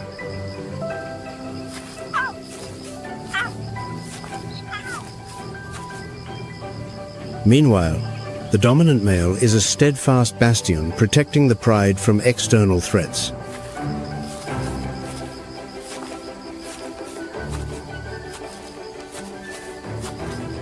Living in a pride helps lions increase their hunting efficiency and better protect their young from enemies like hyenas.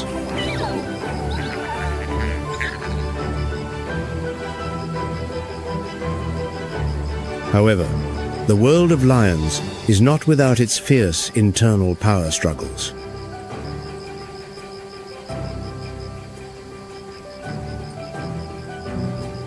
A dominant male can hear the roar of a rival from a distance of 5 miles.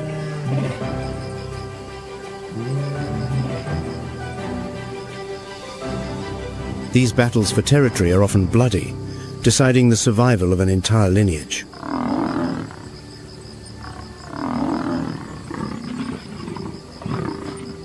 Lions are the only big cats with social behavior, allowing them to execute complex hunting tactics.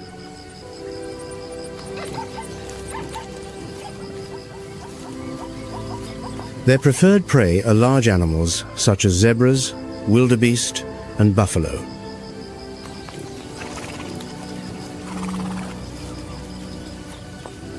Despite their formidable strength, their hunting success rate is only around 30%.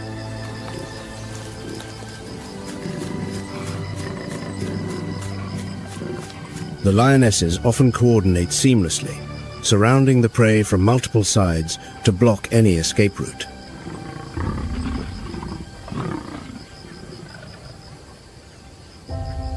When faced with tough prey like buffalo, the strength of the males is called upon.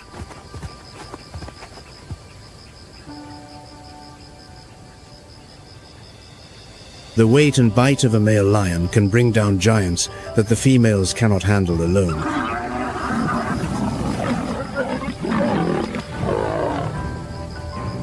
A large kill is enough to feed the entire lion family for several days.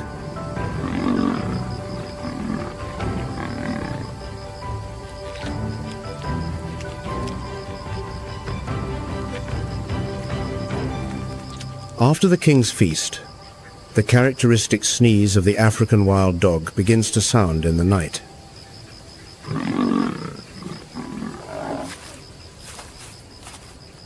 The African wild dog is the most critically endangered predator.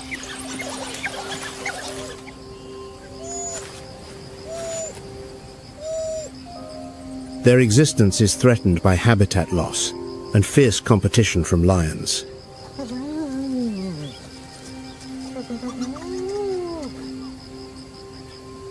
Once declared extinct in the Serengeti in 1992, they are slowly returning thanks to reintroduction efforts.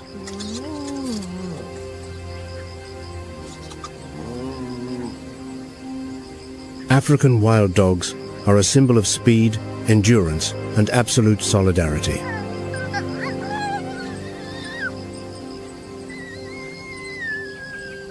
A pack of wild dogs can travel 12 miles a day in search of a target.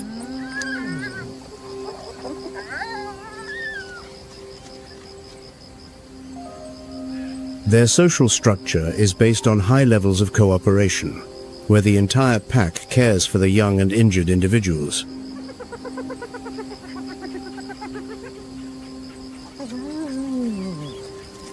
Only the alpha pair is allowed to reproduce, while the other members act as hunters and nannies.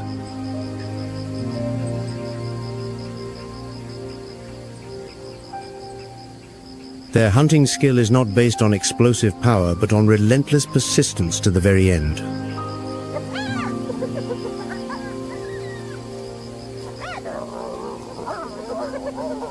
With a speed of 44 miles per hour, they chase their prey until the target is completely exhausted.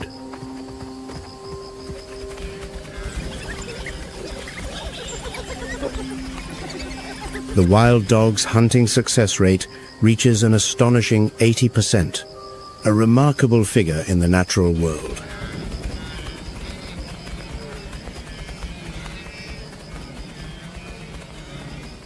They play an important role in regulating grazer populations and preventing overgrazing.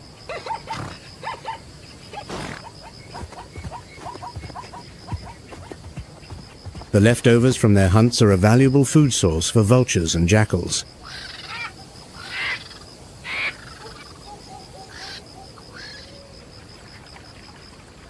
Not only the grasslands, but salt lakes like Lake Ndutu are also incredibly important biological hotspots.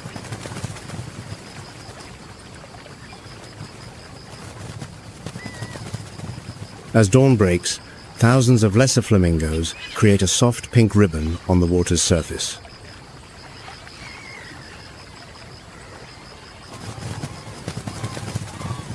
They travel hundreds of miles in search of mineral-rich salt lakes for feeding.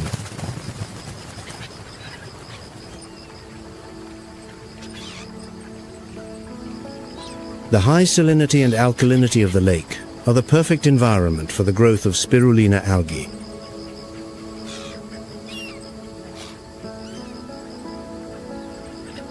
The lesser flamingo has evolved a specialized filter in its beak to exploit this food source.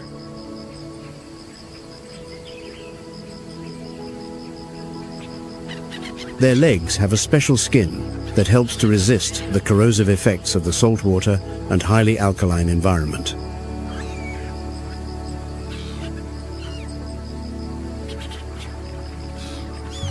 By feeding on algae, they help to prevent eutrophication and protect the water quality of the lake.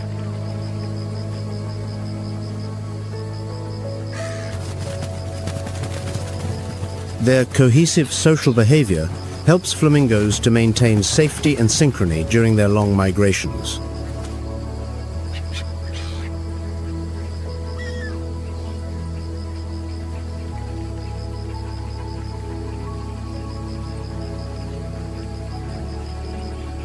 Besides the flamingo, the grey-crowned crane is also a symbol of beauty in the Ndutu wetlands.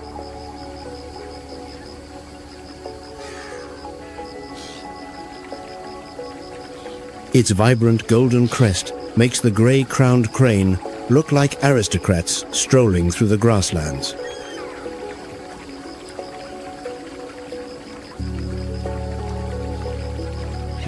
They perform elegant courtship dances to strengthen their strong pair bonds.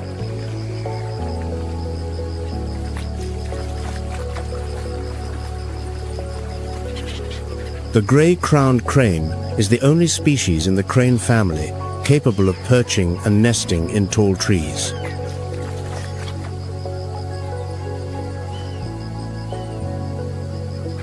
They have a varied diet, from seeds to insects and small amphibians in the marshlands.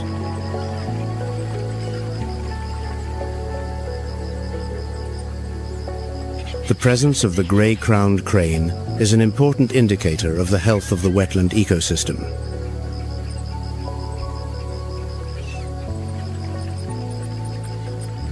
However, this beautiful bird is seriously threatened by the shrinking of wetland areas.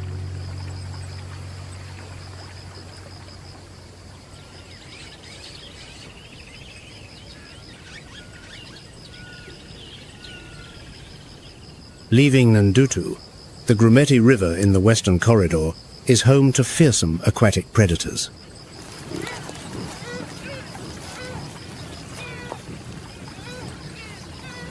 Nile crocodiles, monsters from the Jurassic era, are silently waiting beneath the murky waters.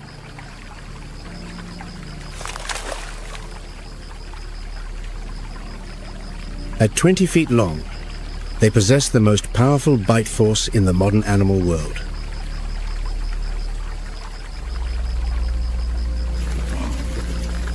Each migration season, the Grumeti River becomes a deadly bottleneck for the wildebeest herds.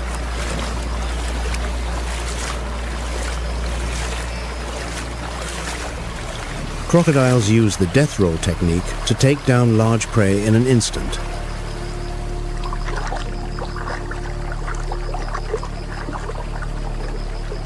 They are masters of fasting, able to survive for months on stored energy alone.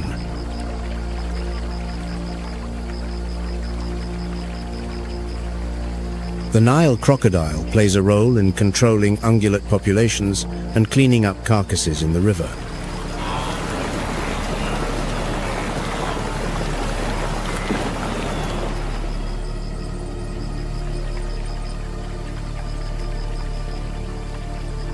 Grumeti is also a fierce battleground for territory between crocodiles and the giant hippos.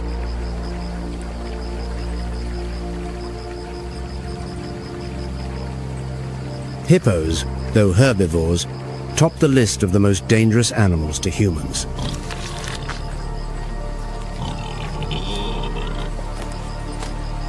Weighing 1.5 tons, they are the third heaviest land animal in Africa.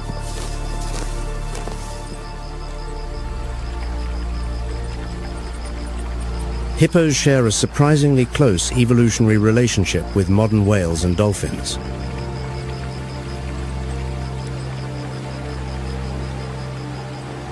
Their thick skin secretes a red fluid that helps protect their bodies from the sun.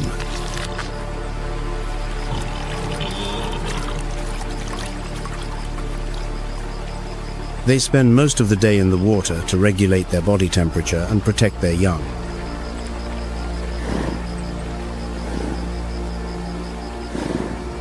Hippos are great ecological engineers. Their dung provides nutrients for the entire river system.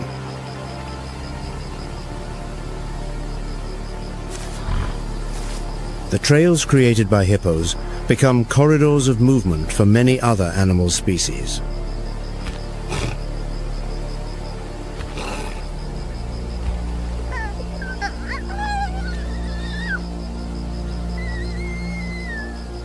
In the western corridor, the chilling laughter of the spotted hyena signals a new struggle for survival.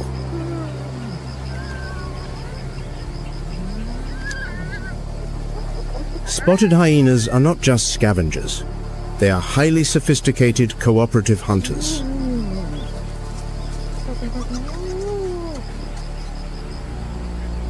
The hyena's hunting success rate reaches 70%, far surpassing that of the lion king.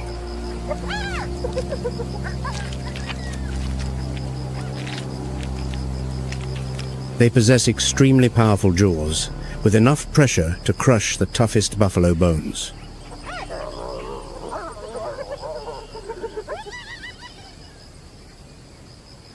Hyena society is dominated by females, exhibiting a strict matriarchal structure.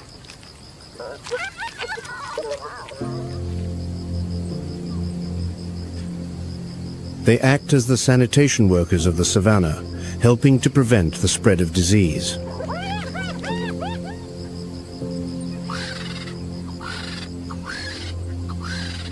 High in the sky, Ruppel's griffon vulture is soaring at a record altitude of 36,000 feet.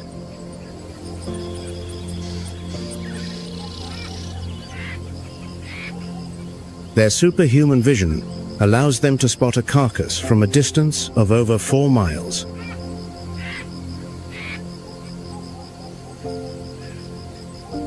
A flock of vultures can completely clean a wildebeest carcass in just 30 short minutes.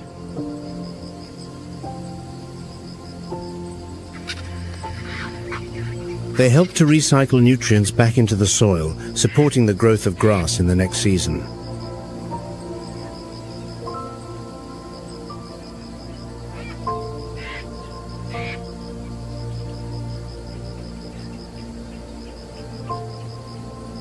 The marabou stork, the undertaker bird, also lines up quietly along the riverbank, waiting for its share.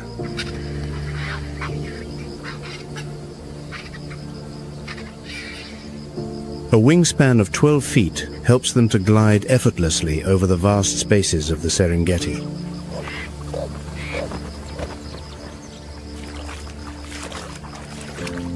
They play a crucial role in removing decomposing organic matter from the water environment.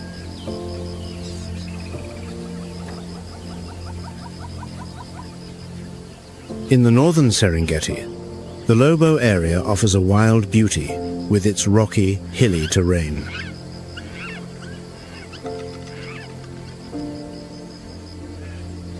The mix of bushland and grassland creates an ideal refuge for hoofed animals.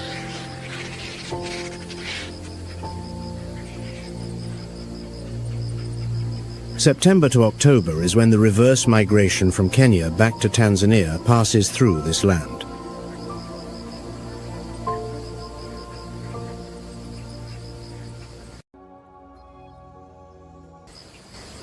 On the African savanna, that vast crucible of life, the roar of the dominant predator decides all.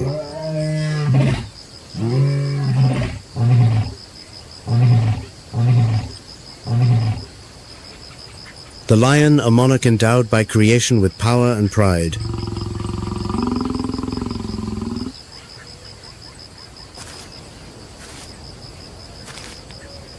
Hidden in the dry grass, a silent ballet of death begins.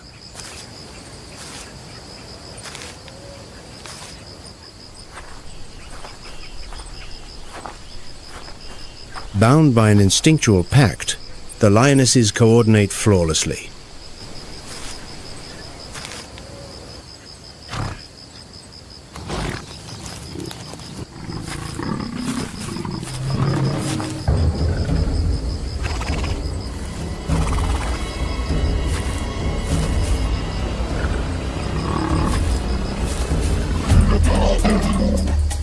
A burst of speed, a powerful pounce.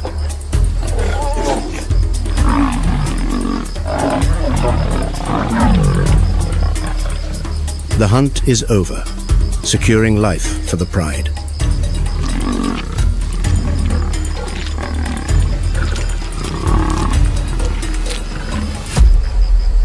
But their role extends far beyond that of a mere hunter.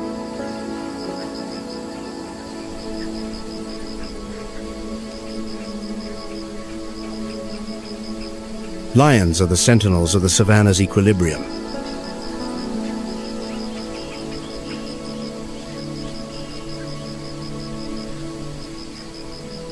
By managing the populations of herbivores, they safeguard the vitality of the entire ecosystem.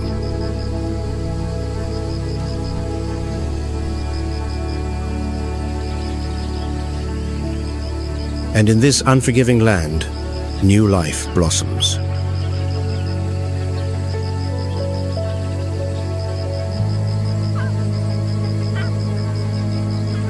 Lion cubs are born, small and helpless, beginning their first lesson in survival.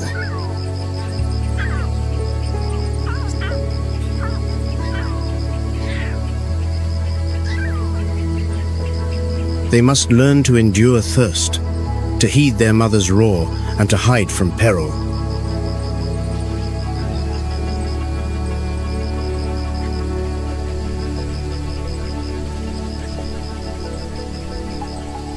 This is the journey to uphold supremacy, an eternal cycle of hunt, survival, and succession, written by instinct upon the sun-scorched plains of Africa.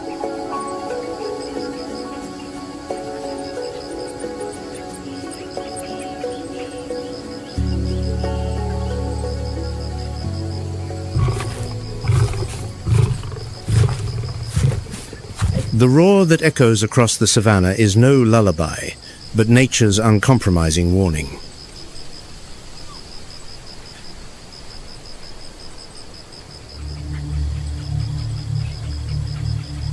The hyenas cry out in the night.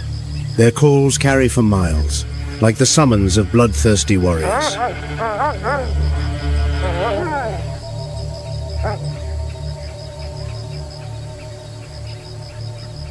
Clans of 20, even 30 individuals will not hesitate to steal a kill or claim a life.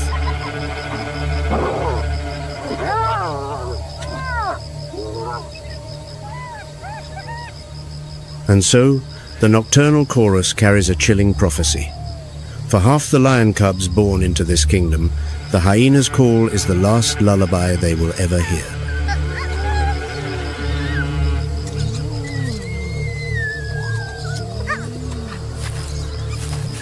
The spotted hyena possesses extraordinarily powerful jaws, capable of crushing the very bones of its prey. This is a considerable advantage in its competition with lions.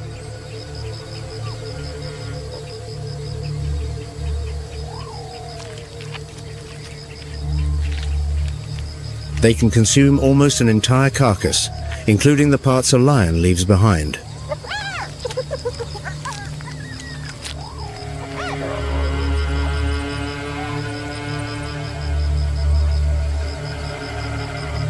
If they find an unguarded cub, they will eliminate it without mercy, erasing a potential future rival.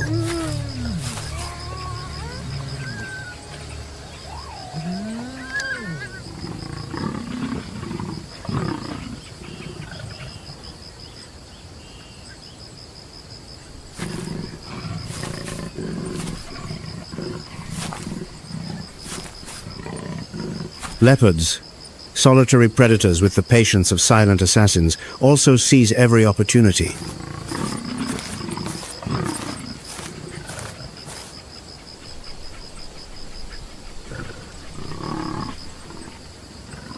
Leopards are renowned for their ability to carry prey up into trees, keeping it safe from other predators like lions and hyenas.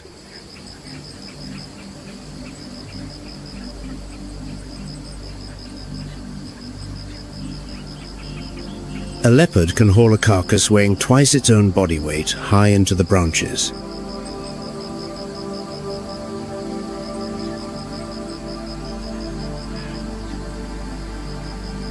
They glide among the branches, their eyes glowing in the dark, and when they spot a young, vulnerable target, they descend like an arrow.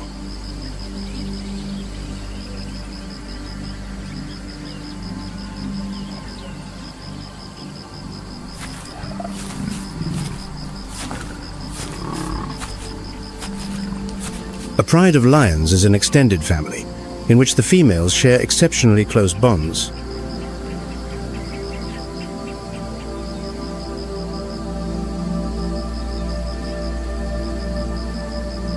They not only care for their own offspring, but also support one another, protecting the weakest from external threats.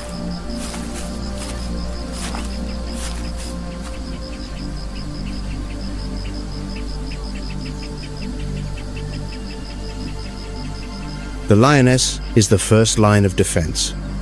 Ever vigilant, her eyes constantly scan the horizon, ready to fight for her young.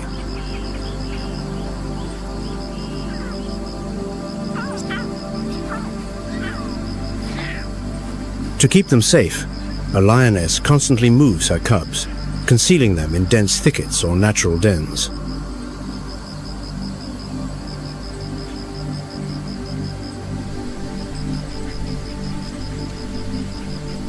Meanwhile, the pride acts as a living fortress, an almost impenetrable security system.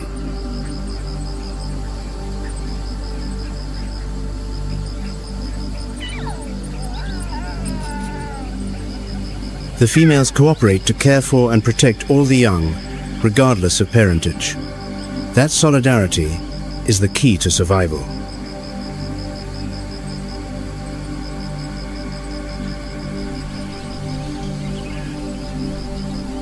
With every dawn, the African savannah awakens to a symphony of life and death.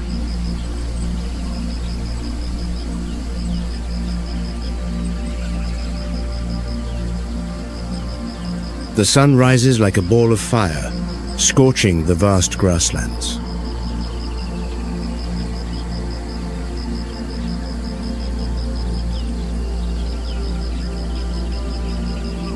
In that harsh domain, the youngest creatures must learn to become masters of survival.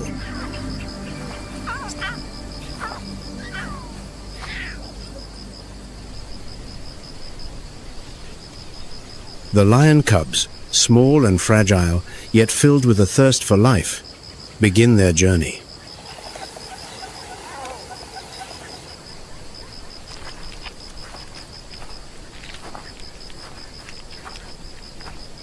It is a path towards survival, towards the hunt, and towards mastering the unforgiving lessons of the savannah.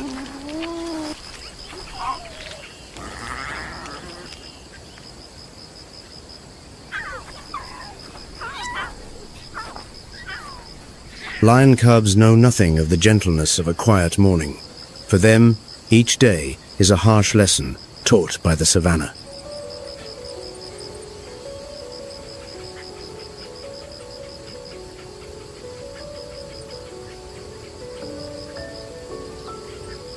This is where play becomes their first classroom, where every pounce and every bite holds a meaning far deeper than its innocent appearance.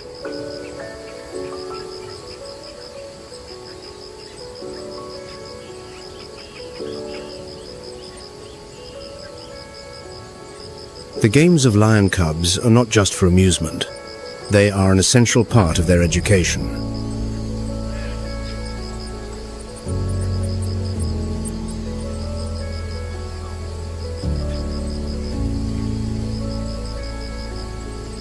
They mimic the hunting behaviors of the adults and practice vital skills such as stalking, pouncing, and biting.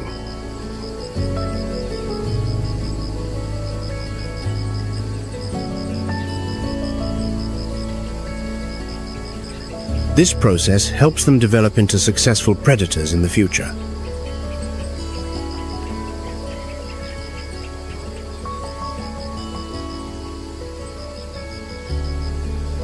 The cubs' footfalls tear through the air like a declaration of war on their own fragility.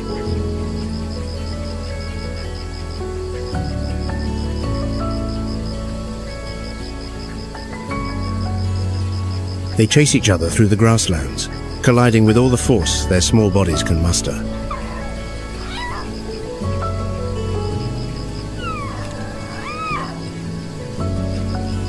These clumsy leaps and missed pounces not only provoke amusement, but also help to strengthen muscles and develop sharp reflexes.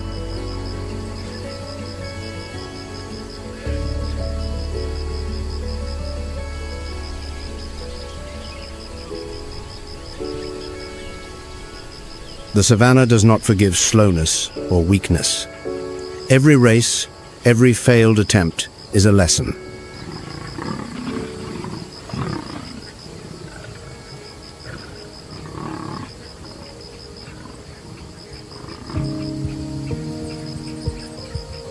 The tall grasses are not just a playground, but an uncompromising classroom.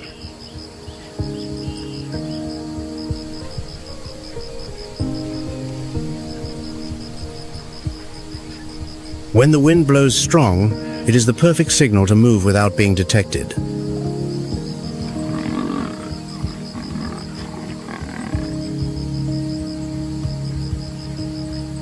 They learn to control their breathing, to synchronize their heartbeats with the ceaseless rhythm of the plains.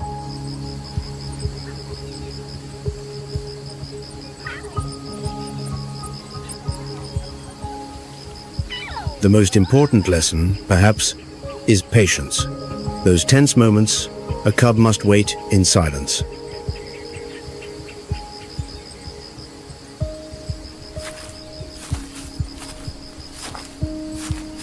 If they strike too soon, their prey, perhaps a stray butterfly or an incautious bird, vanishes in an instant.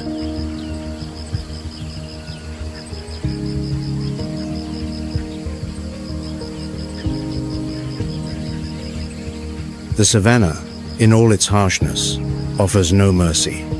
But through it, the cubs learn to live, to hunt, and to confront.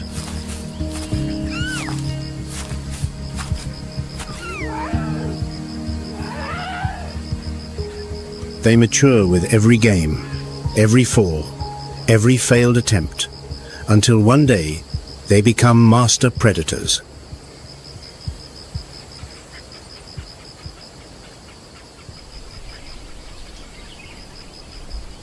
All creatures here understand that life and death are two sides of the same coin, tossed into the air with every movement.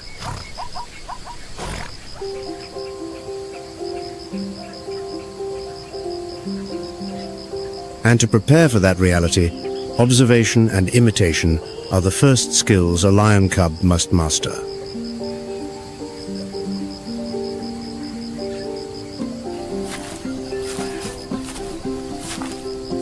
Patience is etched into them. One must remain silent. One must glide like a shadow without making the slightest sound.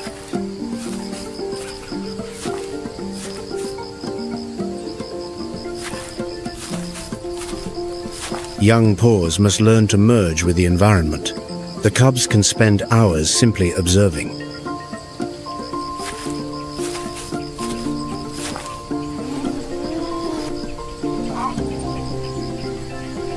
They must listen to every sound, from the whisper of wind through the grass to the distant cry of an unfortunate animal.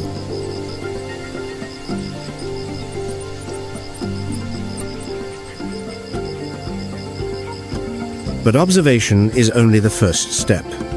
Imitation is how the skills of survival are forged.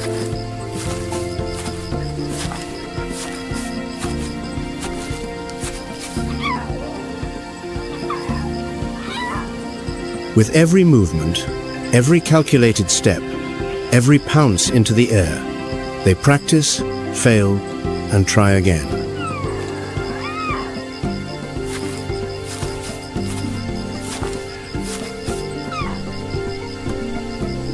The savannah educates its children by the law of the land, reminding them that strength is not an innate gift.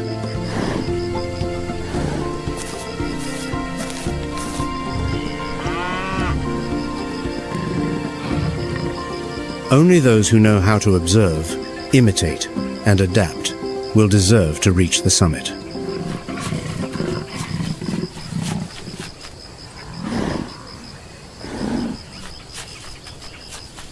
A young lion's first hunts begin very early.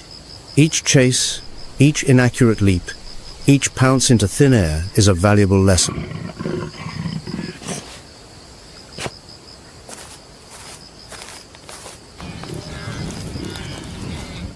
These are not futile failures.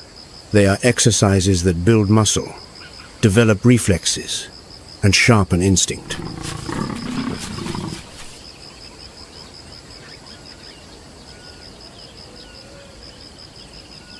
But the savannah never stops at simple games. When the hot, dry wind sweeps across the plains, the challenges become truly serious.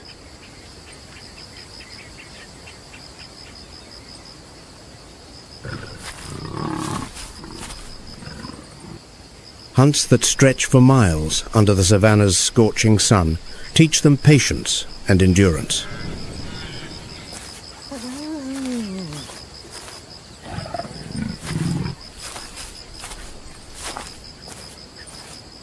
Gradually, the young lions perfect the art of the stalk. They press themselves to the ground, blending into the landscape like living phantoms.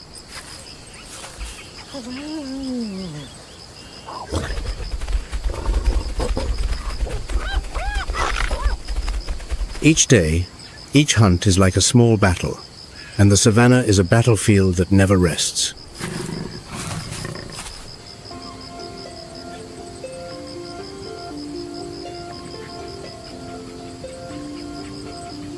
The dry riverbeds, the acacia thickets, and the dunes that stretch for miles are all obstacles to be overcome.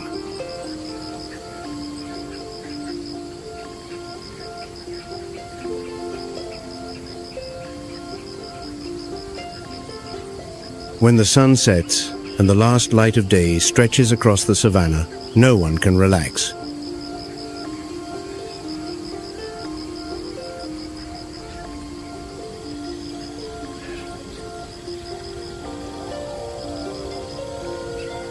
Every leap, every pounce, is a testament to the harshness of this land.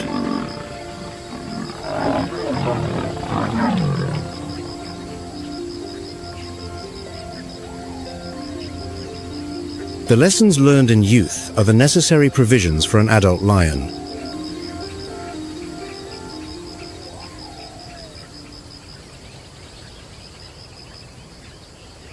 The African savannah is no place for chaos or disorganization.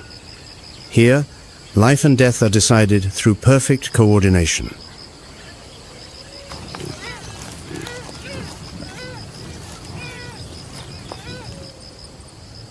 Lions are the only great cats that hunt in groups. A group of lions is called a pride, a name that honors the power of these kings.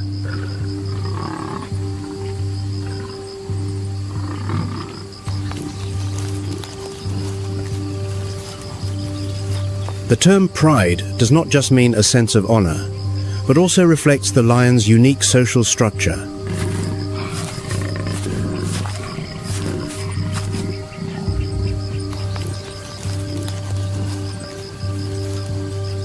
Among the great cats, lions are the only ones that live in social groups, with a clear division of roles among the members.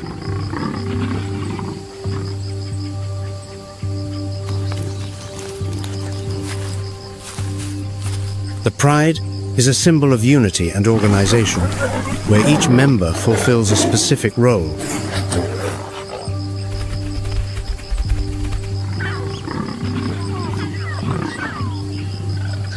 The structure of the pride is designed to maximize survival and success in the hunt.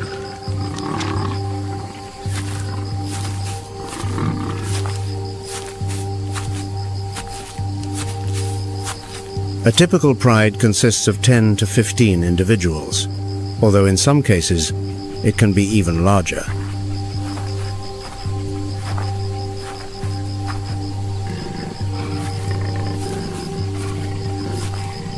The adult females are the heart of the pride, responsible not only for bearing and raising the young, but also for being the primary hunters.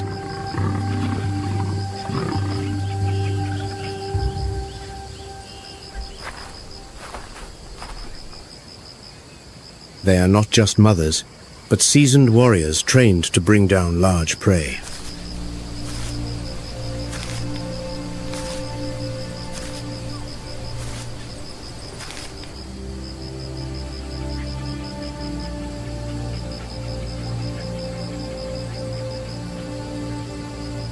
Small prey like hares, impalas, or warthogs are the first challenges in a young lion's life.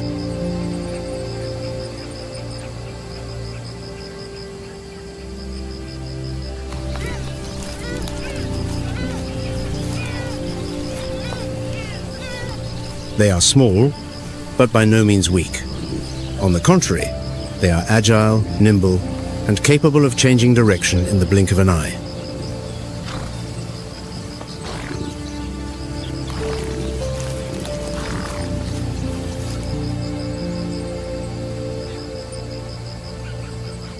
An impala can leap up to 10 feet high and 30 feet long, as if flying over the fields.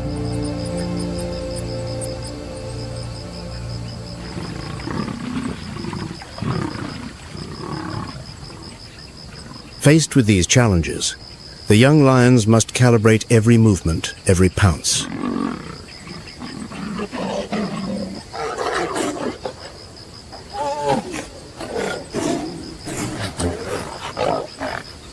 The success of a small hunt depends not just on strength, but on skill and strategy.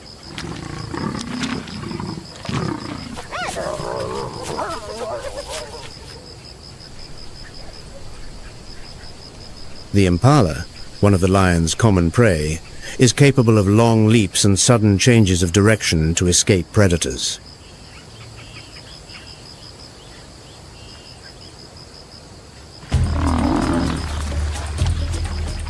This ability, known as stotting, may also signal to the predator that it is agile and difficult to catch.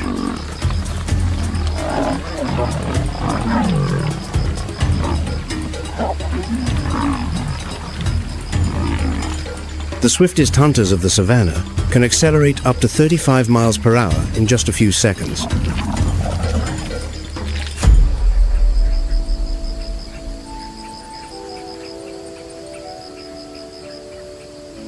The African savannah is the kingdom of the lion, the supreme master of the art of the hunt. But in this sun-scorched land, there is no compassion for the weak.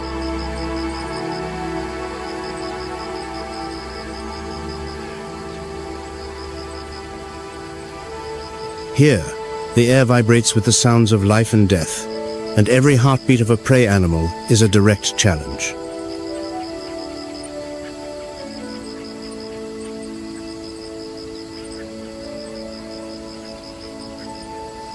For the lion, every chase is a battle between life and death.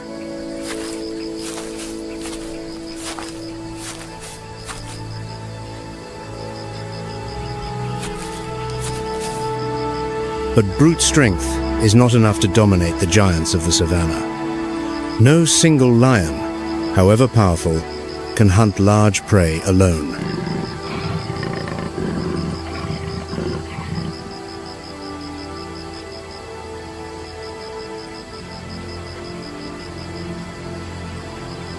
On these grasslands, even kings must face their nightmare, the Cape buffalo.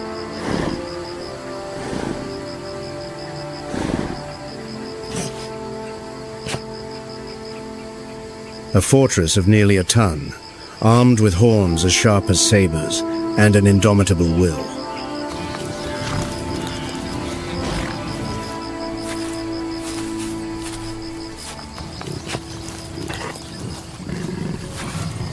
The Pride's first strategy is to create chaos.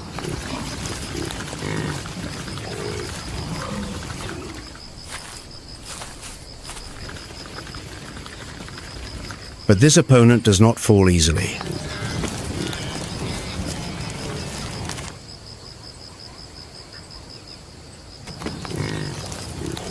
A single charge from it can end a predator's life.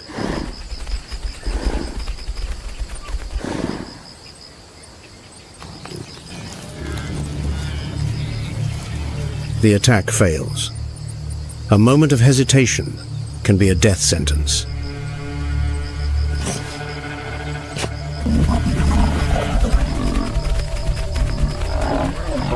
But failure is the cruelest teacher on the savannah.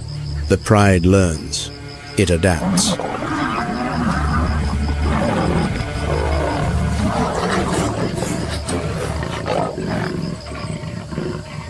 The hunt is no longer a spontaneous assault, but a deadly game of chess.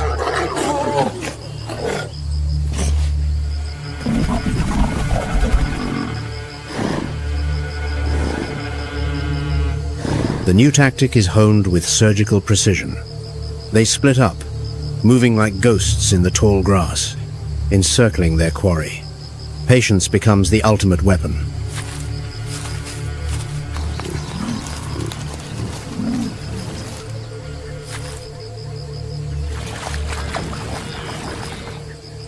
When the trap is sprung, the strength of the lead male, weighing over 400 pounds, is the deciding factor.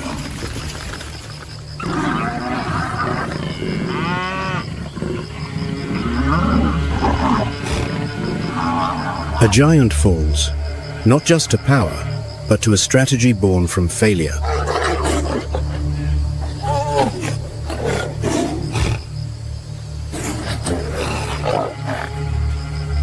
Yet, victory is a momentary luxury. Only a quarter of their hunts succeed.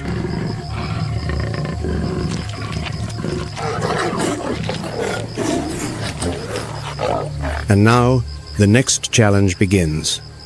To defend the prize. The scent of fresh blood is an invitation, and the fight is far from over.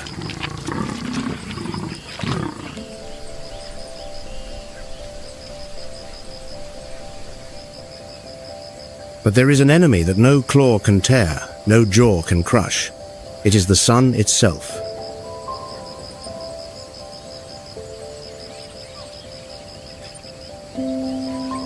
The dry season arrives, turning this kingdom into a vast furnace.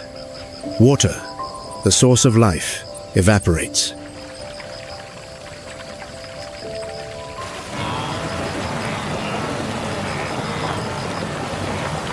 The prey migrates, leaving behind a silent desert.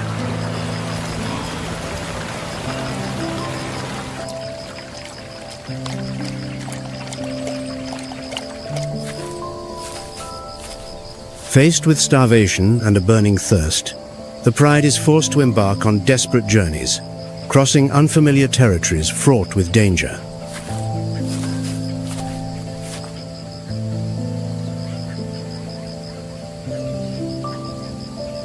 To survive, they must become smarter. The last waterholes are transformed into death traps.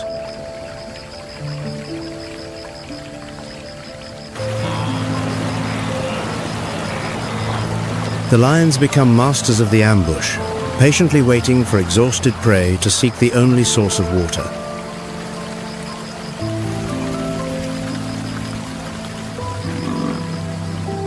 The hunt is no longer a chase, but a brutal battle of wits.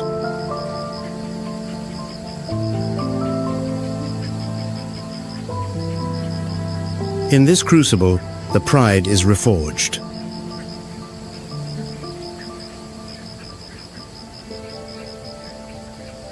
More patient, more intelligent, and more ruthless than ever.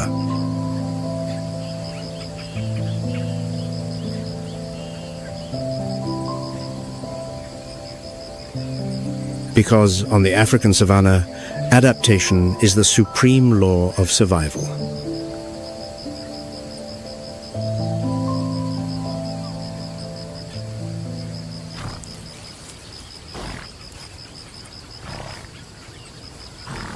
Attacking a giraffe is a deadly gamble.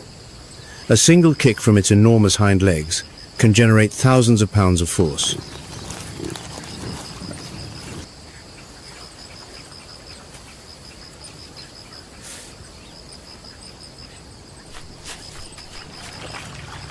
The giraffe has one of the most powerful kicks in the animal kingdom. A single blow can break bones or even kill a lion instantly.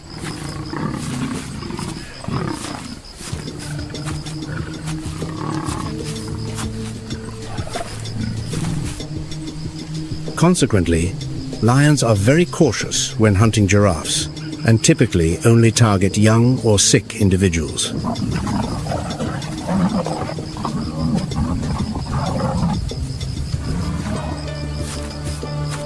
On the savanna, the lion is the apex predator. But even these kings face rivals that cannot be underestimated.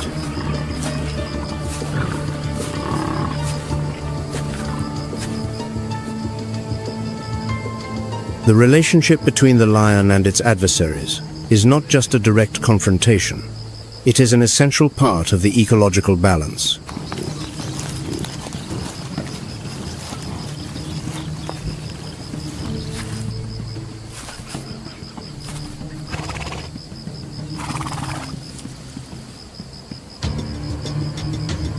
When lions alter their hunting strategies, when they are forced to compete with greater intensity, the entire ecosystem responds.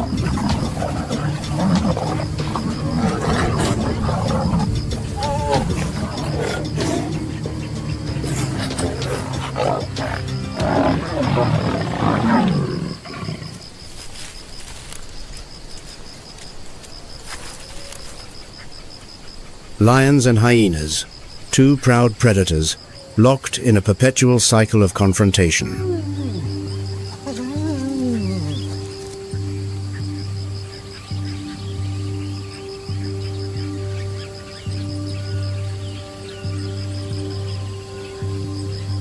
Hyenas often hunt at night, a time when they have a visual advantage, and when lions are also active, leading to fierce competition.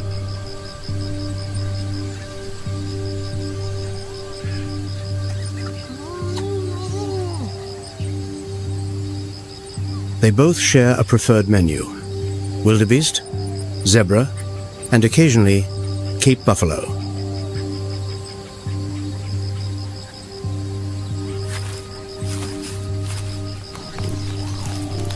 But the battle is not only for the hunt, it is a fight for every last scrap of food on this arid savanna.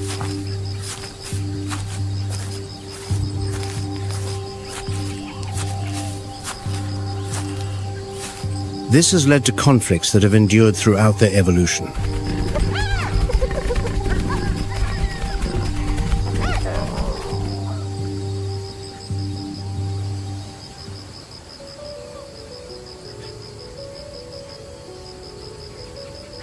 During the dry season, when prey is scarce and water evaporates, the conflicts intensify.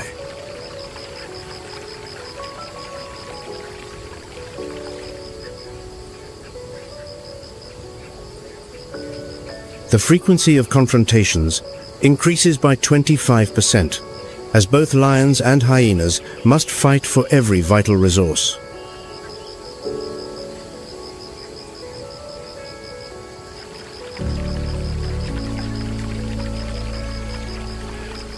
Chobe National Park in Botswana is a land renowned for its diverse ecosystem and high density of wildlife.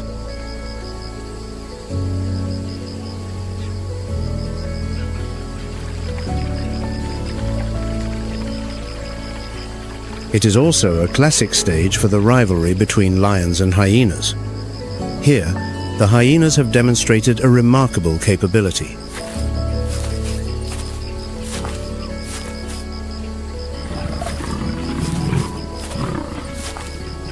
According to several case studies on the relationship between lions and hyenas, such as those conducted in Chobe National Park, Botswana,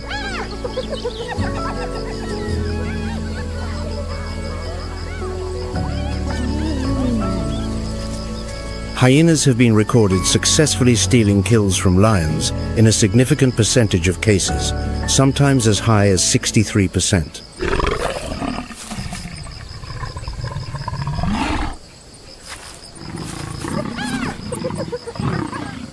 When faced with a downed kill, the hyenas do not attack immediately.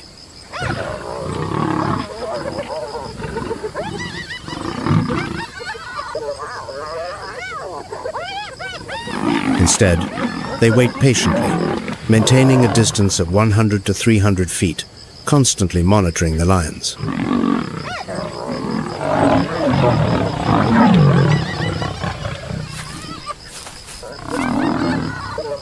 However, hyenas are not always passive scavengers. In many cases, they adopt a bolder approach.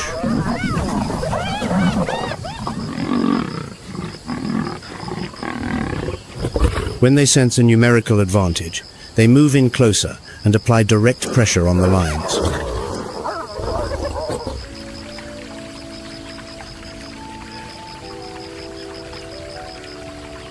What is most remarkable in Chobe is that this feud is not limited to disputes over food.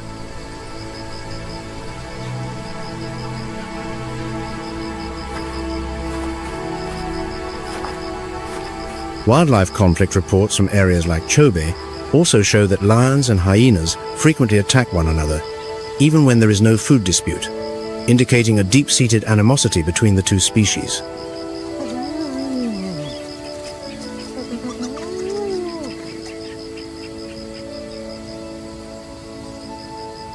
The relationship between lions and hyenas is one of the most classic examples of interspecies competition in the wild.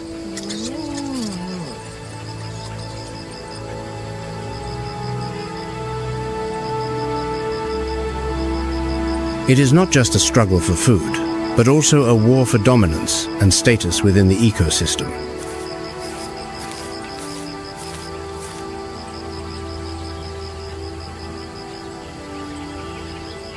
The African savanna is not only a land of harsh trials, but also a stage for fierce confrontations.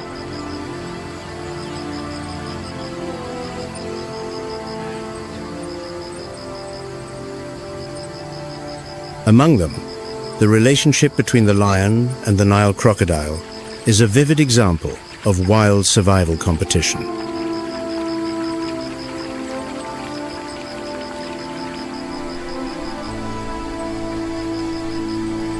Each species dominates its own territory. The lion rules the land. The crocodile reigns over the water.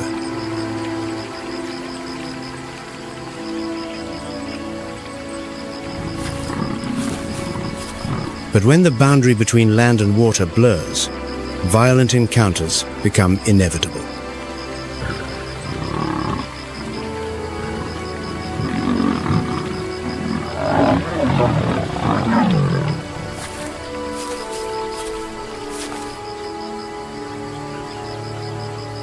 The dry season draws the African savanna under an unforgiving sun, turning it into a seemingly endless, arid furnace.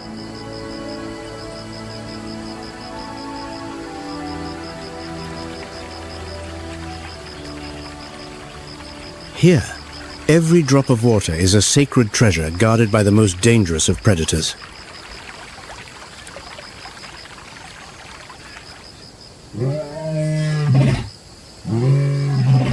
It is in these places that the lion, king of the land, must confront the Nile crocodile, the unseen lord of the waters.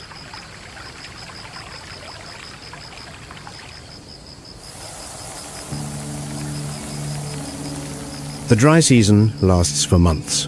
The earth cracks. The scorching air seeps through the dry leaves.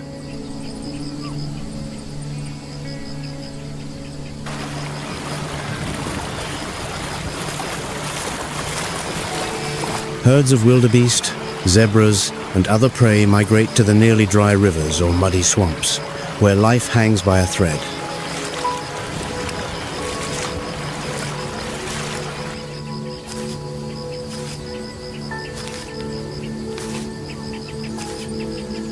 The lions have no choice. They must follow their prey. But every time they approach the water, danger lurks beneath the placid surface.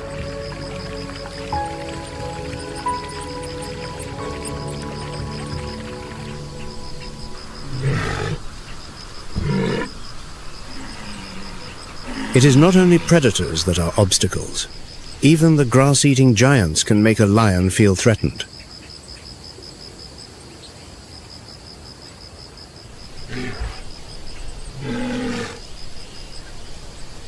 The hippopotamus, with a body that can reach 3,500 pounds and skin 2 inches thick, is a crushing machine capable of destroying any intruder.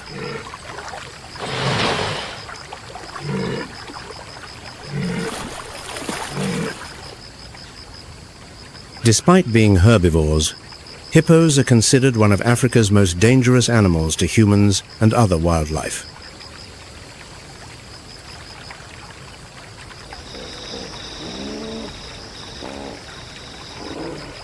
They are aggressive and highly territorial, especially when their young are present.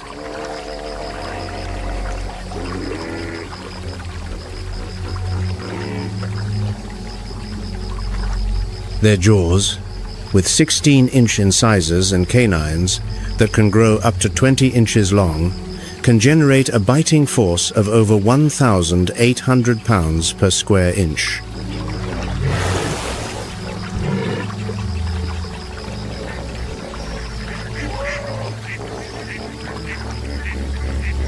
Typically, hippos submerge themselves in water, looking as placid as giant boulders, lazing in the lakes and rivers.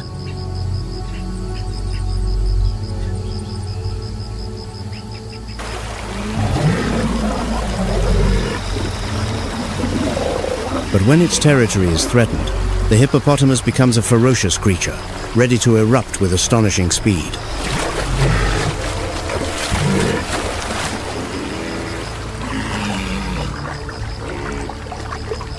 The hippopotamus is a giant that no one wishes to provoke.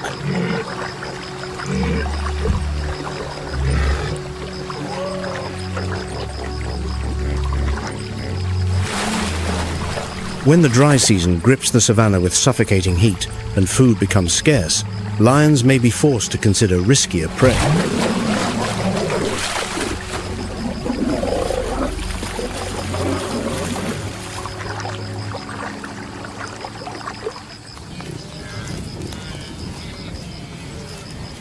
The Great Migration, a marvel of Africa. Each year, about 1.5 million wildebeest, 200,000 zebras, and hundreds of thousands of gazelles begin a journey of life and death.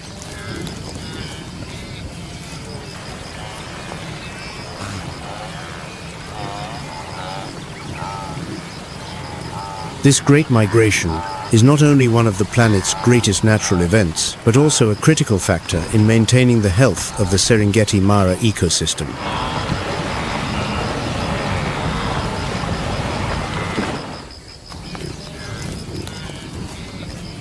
These enormous herds help control vegetation growth and disperse seeds.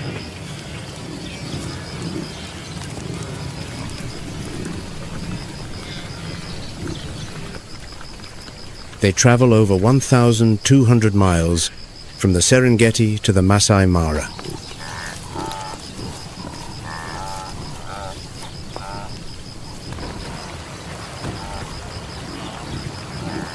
They move in enormous herds, like a living river flowing across the plains and crossing perilous rivers.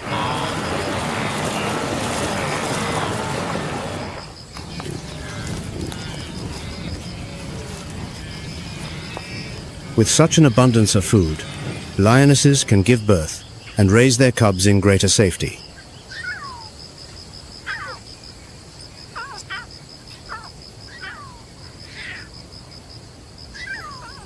The survival rate of lion cubs increases by 15% during the rainy season, thanks to the availability of prey and better protection.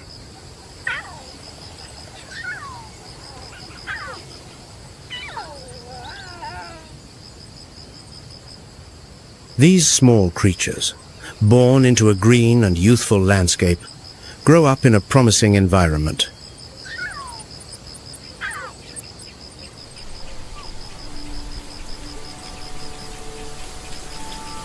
During the rainy season, the tall grass can grow up to 3 feet, forcing lions to adjust their hunting methods.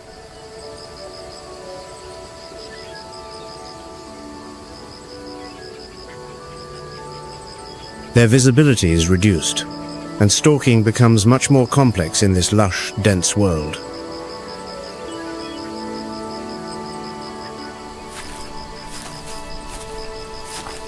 They can no longer charge straight ahead as they do in the dry season. They must change their tactics.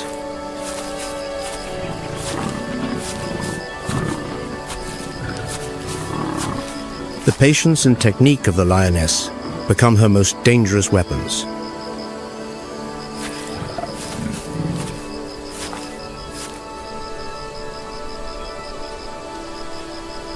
She spends hours intently observing potential prey, even memorizing every warthog burrow in her territory.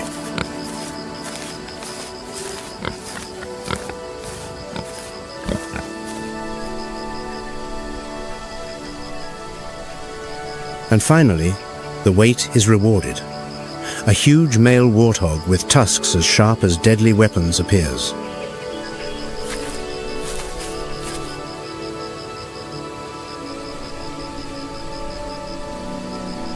The thickets become the perfect ally, concealing every stalking step.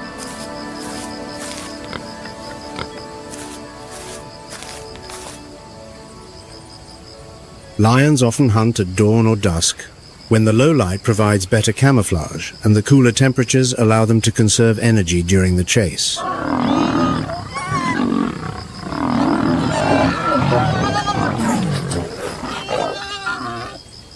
The moment has come. The lioness lunges with a brutal force, every muscle tensed as if sculpted for battle.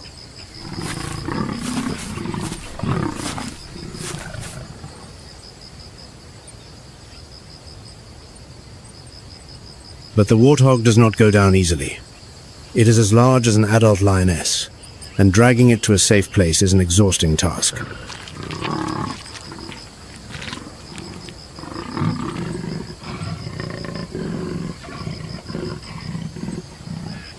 Known as the king of the savannah, the lion is nearly without rival on land, except for one formidable adversary, the hyena.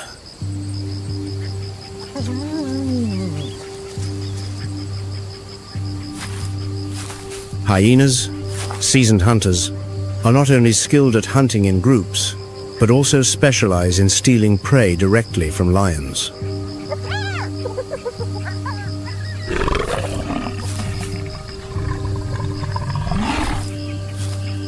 Once again, the hyenas gather in large packs, waiting for the perfect moment to snatch the lion's prize.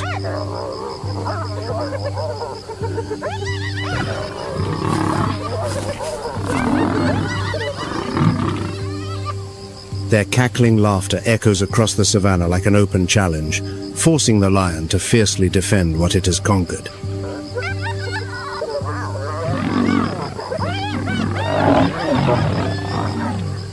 They do not engage in conflict with the same ferocity as hyenas, but their mere presence profoundly complicates the landscape of survival.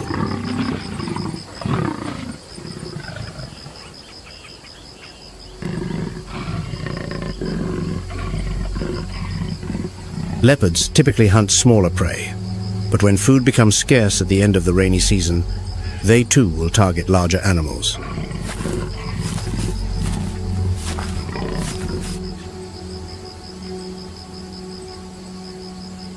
The leopard has a unique spotted coat that provides perfect camouflage in dense, wooded environments.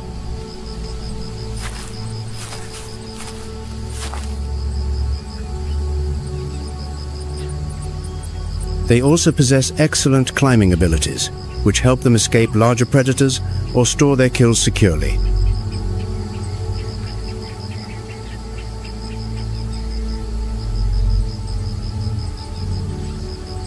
Competition comes not only from other predators, but also from their own kind.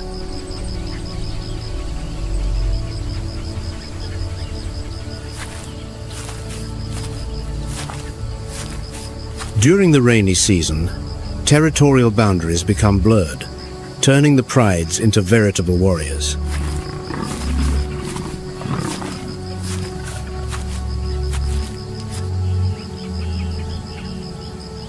According to a recent report, the number of confrontations between lion groups has increased by up to 20% during this rainy season.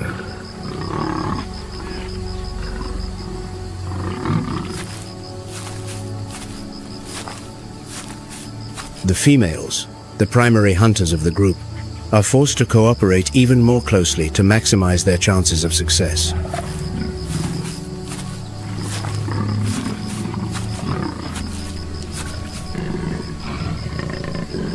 However, when the pride becomes too large or when some older females begin to lose their effectiveness in hunting, internal tensions arise.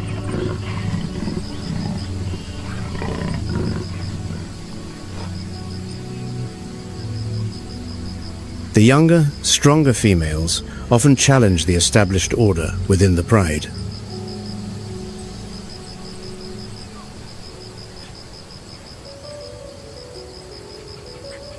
Defending a territory is a relentless task. The males patrol constantly, marking and defending their borders.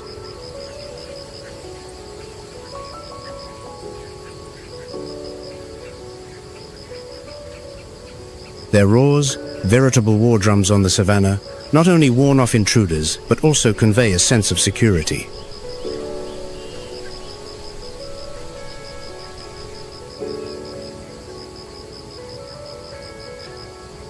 However, the price is high. These territorial battles consume a great deal of energy and leave lasting wounds.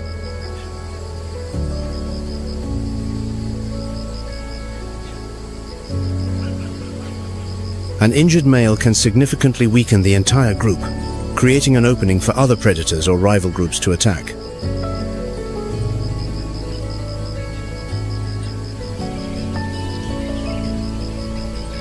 The savannah shows no favoritism, just as God promises no paradise to those who refuse to advance.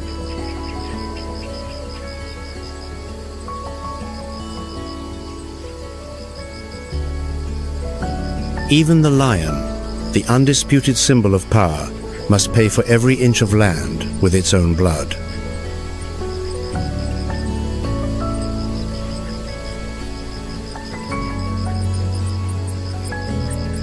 And only those who know how to fight with strength, intelligence, and an unyielding determination will earn the privilege of living another day.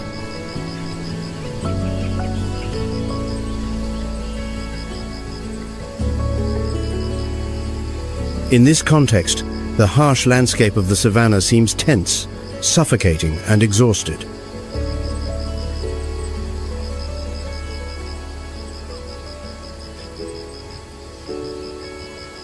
The land that lions once ruled has now become a ruthless arena.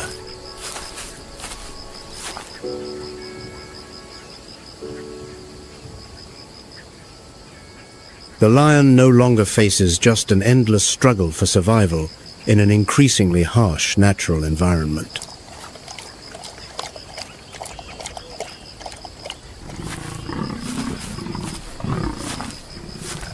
Lion populations are in steep decline. According to a recent report, the number of lions worldwide has fallen to only about 20,000 individuals.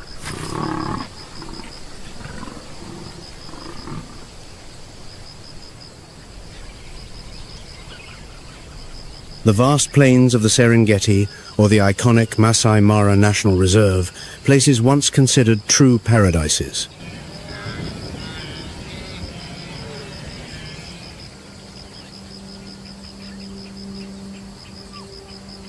Climate change is profoundly altering the rules of survival on the savannah.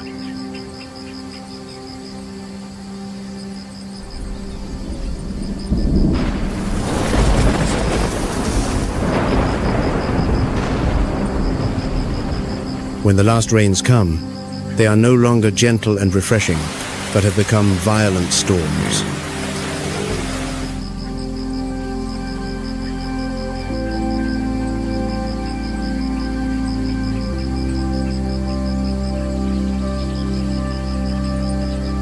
However, it is the prolonged droughts that pose the most devastating threat.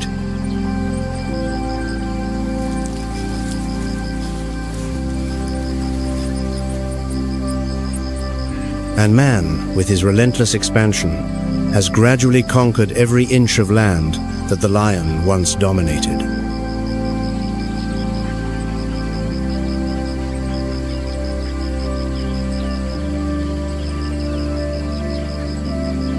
Wild habitats are now fragmented by farms, villages, and paved roads.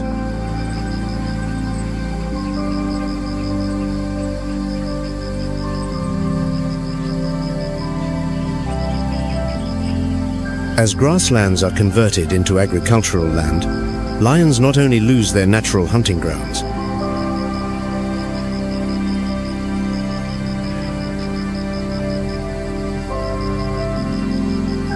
consequently, unavoidable conflicts have arisen.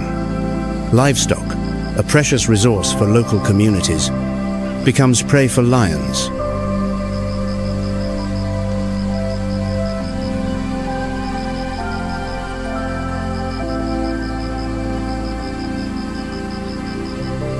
The people retaliate with traps, poison, guns, and metal fences.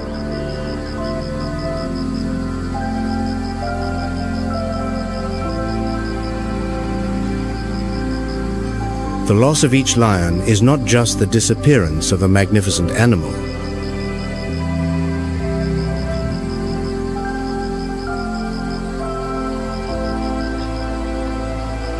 It represents the loss of a critical link in the ecological balance, disrupting the social structure of the prides.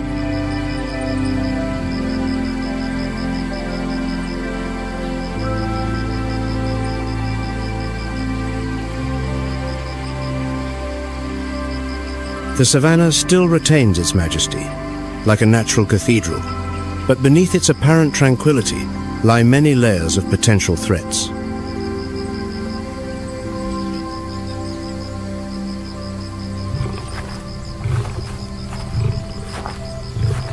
The lion, the eternal symbol of power and majesty, however proud, cannot face this violent wave of change alone.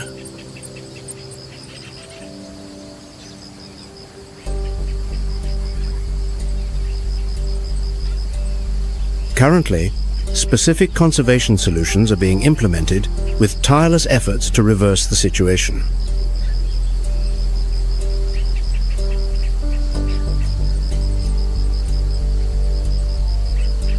In 2023, 500 square miles of protected areas were expanded, creating safe zones for lions to reproduce.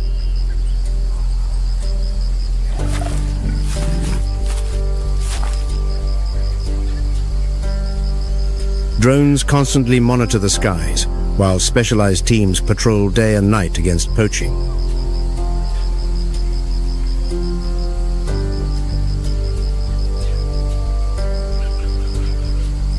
In places where lion cubs once faced constant dangers, today we witness true success stories.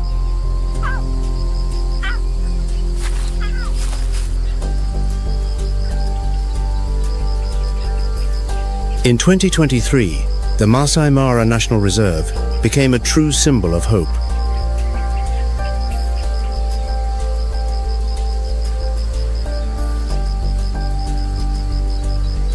The Lion Guardians project has transformed the Maasai communities, who previously saw lions as a threat, into true protectors.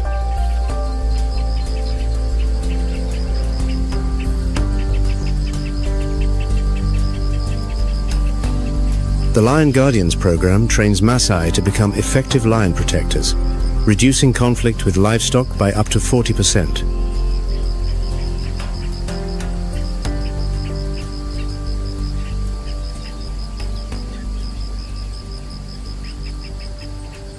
These Maasai not only protect the lions, but also help raise awareness within their communities about the importance of conservation.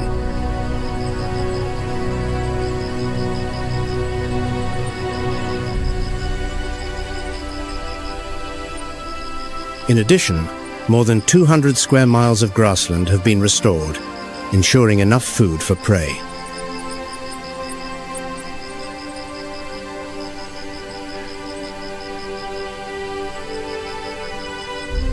However, Protecting lions and the entire savanna ecosystem requires even greater collective efforts.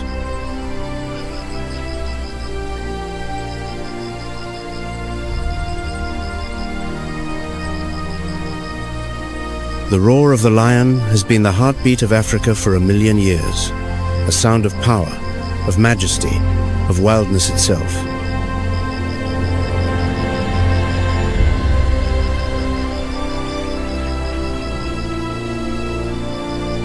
But now, a silence threatens to envelop these plains.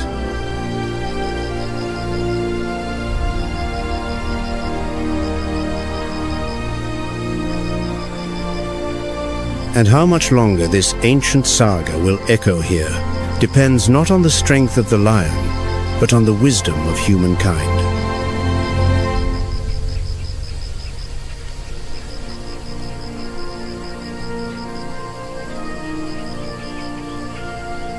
Join us again as we continue to explore the extraordinary wonders of our natural world.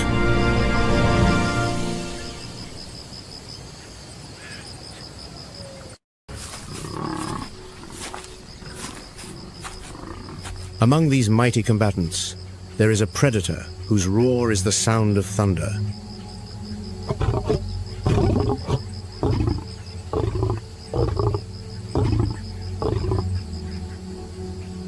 Their attacks are swift and decisive.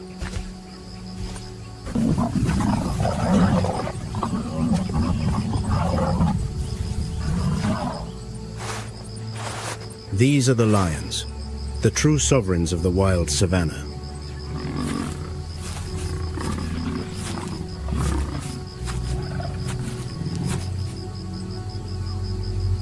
But the throne of the savanna is never easily won.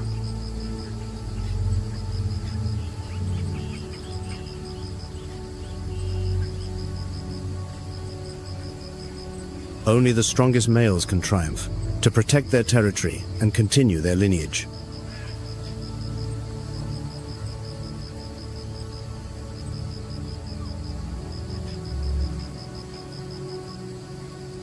For the vanquished, the price of failure is a bitter exile.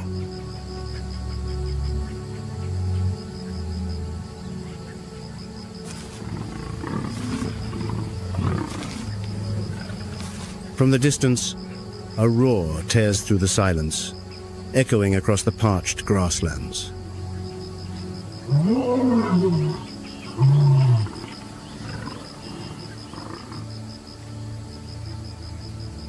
It is more than a sound.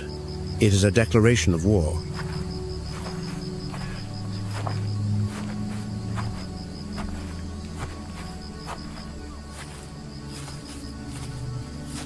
A battle for supreme power is about to begin.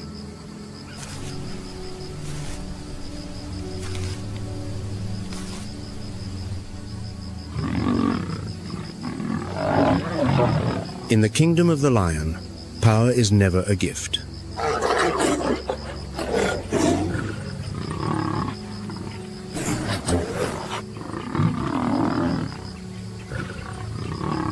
It must be seized with sharpened claws and a killing bite.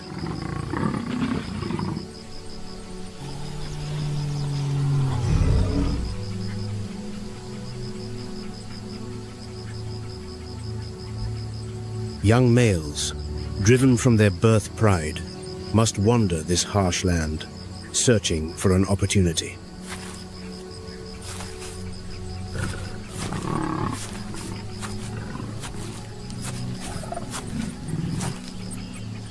They form coalitions, their sights set on powerful prides ruled by aging kings.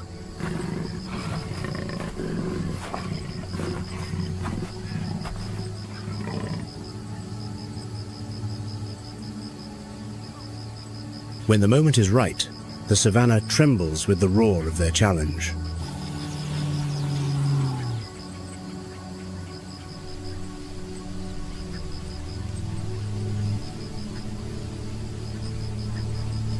Claws descend, fangs strike, and even a magnificent mane offers little protection to its owner.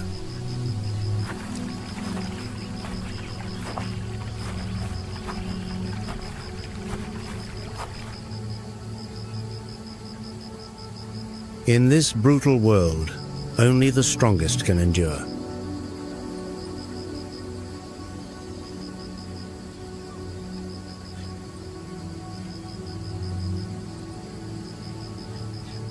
And only the victor has the right to determine the future.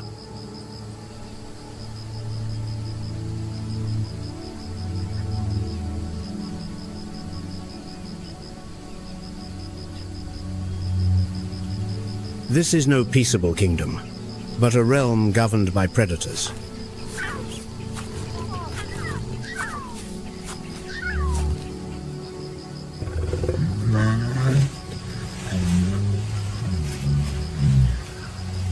And at the pinnacle of that power is the lion, an eternal symbol.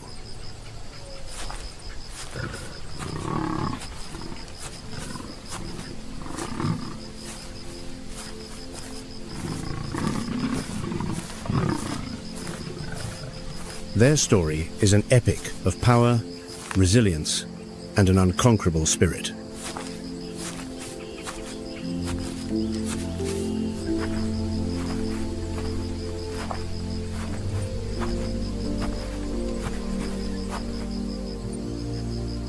Lions require vast open spaces for the chase, combined with woodlands and thickets for concealment and ambush.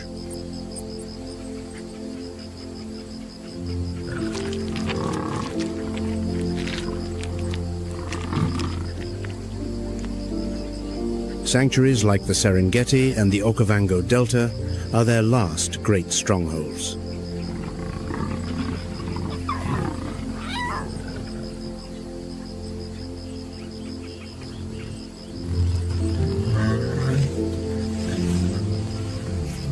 Unlike most solitary big cats, lions form complex social structures known as prides.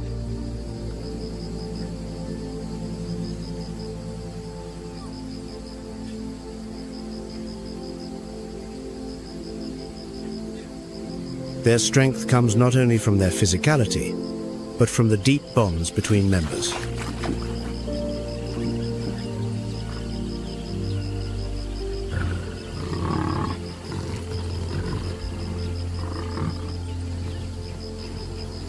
A typical lion pride consists of around 10 to 15 individuals.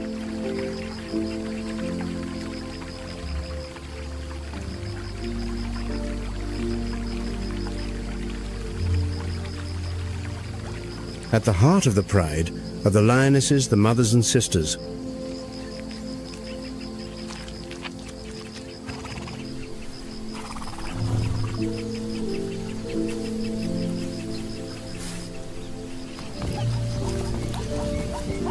They are bound together across generations, hunting, raising cubs, and defending their family as one.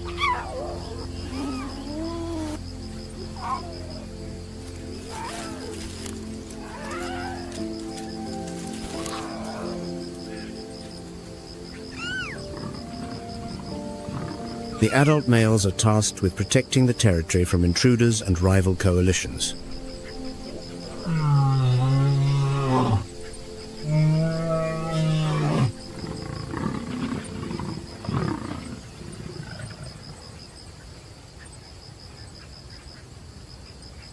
Life within the pride is a complex balance of power, cooperation, and social politics.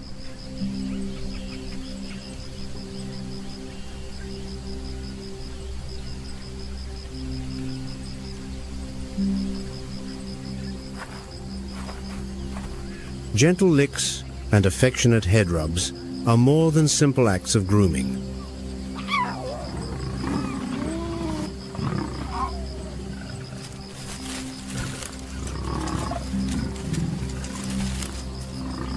They reinforce kinship and soothe rising tensions.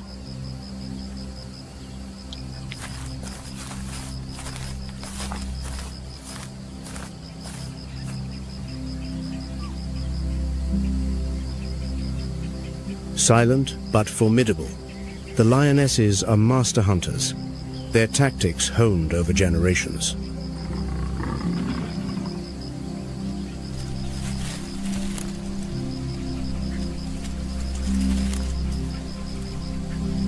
They are responsible for between 85 and 90% of all successful hunts.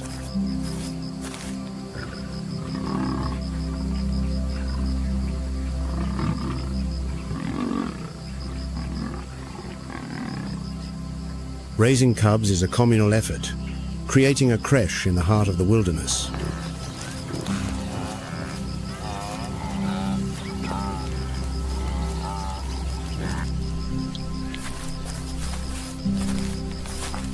The females of a pride often give birth around the same time.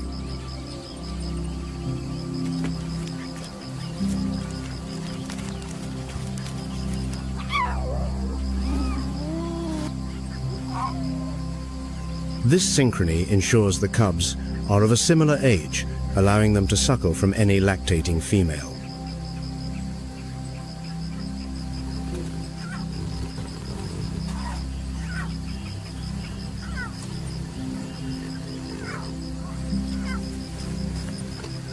It is a biological insurance policy, ensuring no cub is left behind.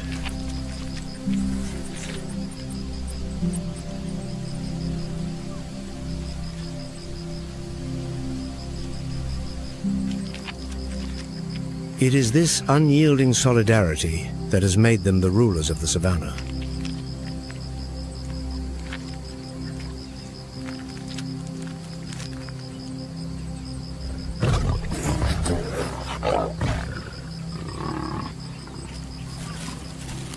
Beneath an endless blue sky, faint calls emerge from the undergrowth.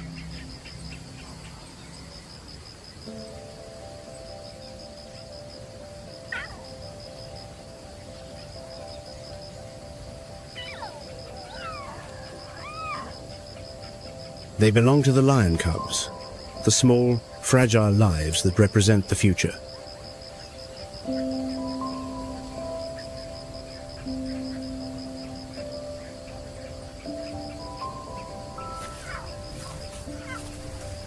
From the moment of their birth, their survival depends entirely on the protection of the pride.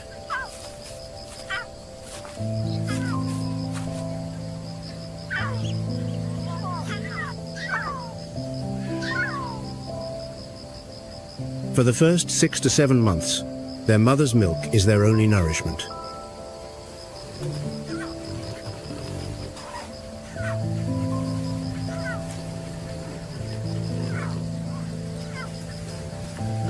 As they grow, they must quickly learn to navigate a world fraught with danger.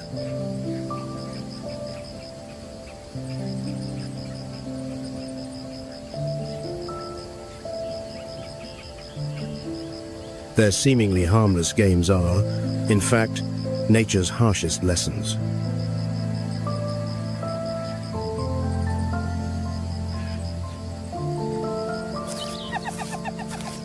They watch the hyenas, sense the danger from a leopard, and sharpen their instincts through mock battles.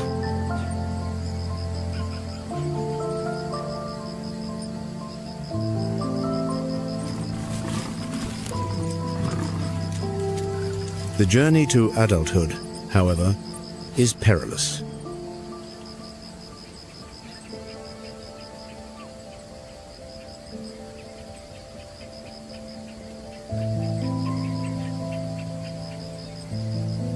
According to the IUCN, only 20 to 30% of lion cubs survive their first 2 years.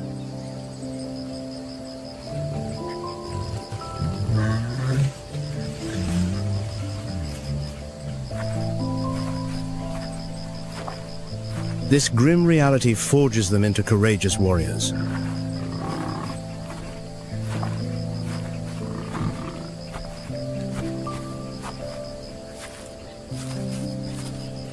Only the strongest and the most intelligent will prevail.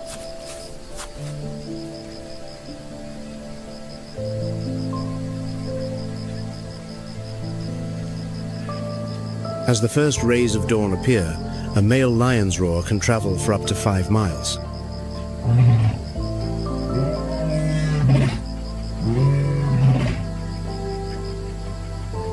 The secret lies in a unique anatomical feature. His vocal cords are square-shaped.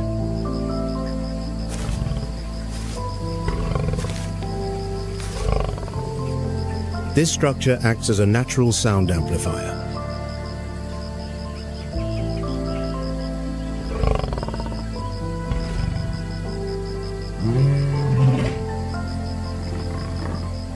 It is an unmistakable declaration of ownership. This land is taken.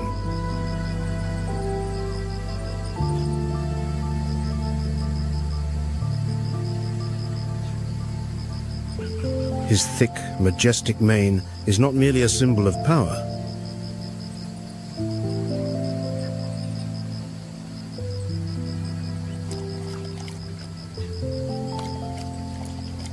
It is a natural coat of armor, protecting his neck and head from life-threatening blows.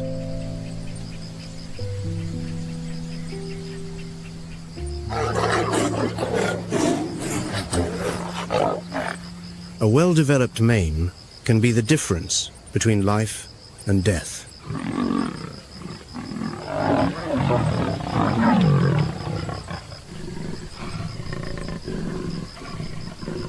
The presence of a dominant male brings stability, preventing violent takeovers.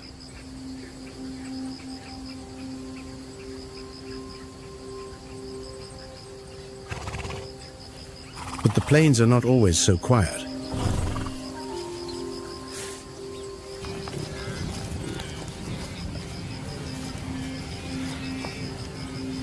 Under a burning sky, herds of wildebeest, zebra, and buffalo graze peacefully.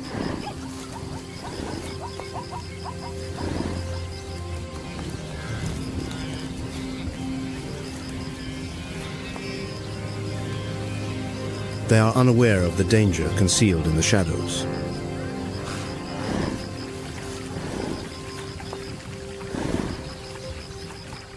The long dry season turns waterholes into strategic hunting grounds.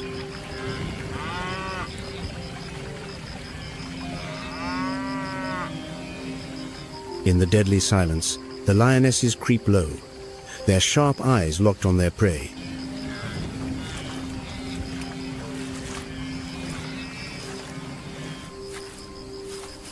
Hunting in these conditions is a game of patience and precision.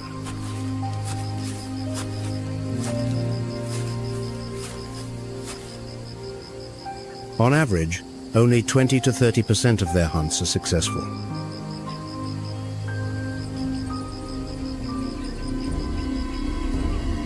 Lions are not built for long-distance chases.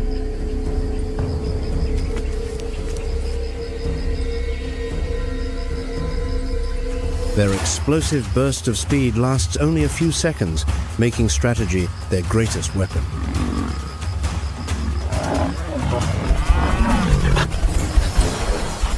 They carefully select the most vulnerable target.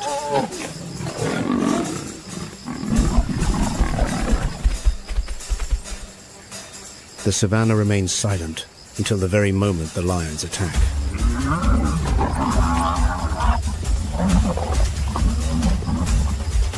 But their prey never surrenders easily.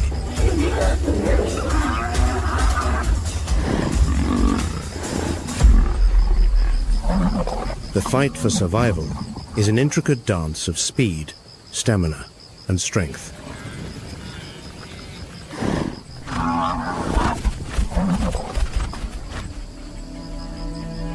The cheetah is the savannah's ultimate sprinter.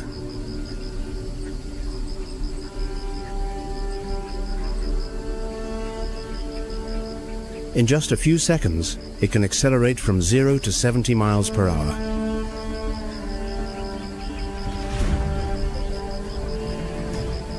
But that speed comes at a great cost. Its endurance is extremely limited.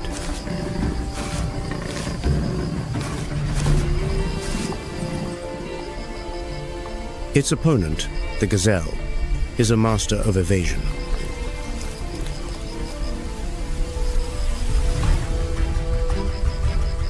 It executes sudden zigzags, twisting and leaping in unpredictable patterns.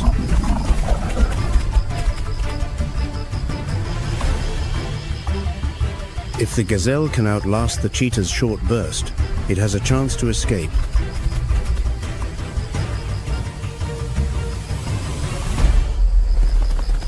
The zebra, meanwhile, relies on a different strategy.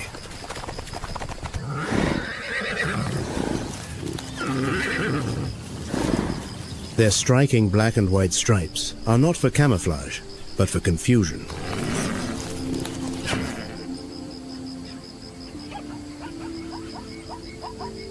Under the glaring sun, they create an optical effect that dazzles a predator.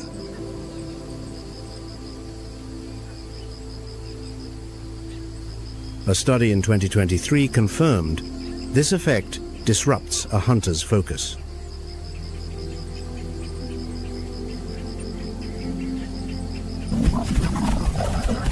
Furthermore, a zebra's powerful legs can deliver a fatal back kick.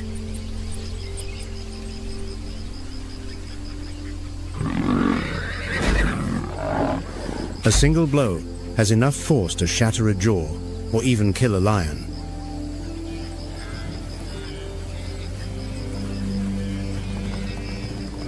But perhaps the most magnificent spectacle belongs to the Great Migration.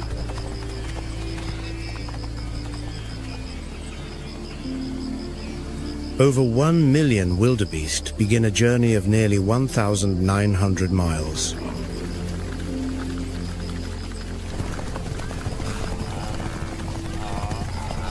They rely not on explosive speed, but on legendary stamina.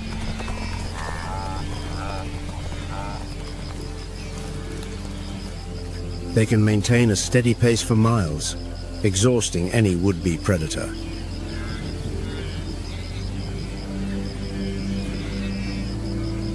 Moving in a vast herd, they create a whirlwind of chaotic motion, making it difficult for a predator to single out a target.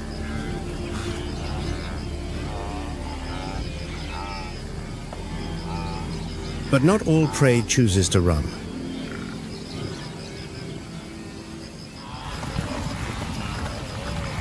Amidst the grasslands, the Cape buffalo stands like a living fortress.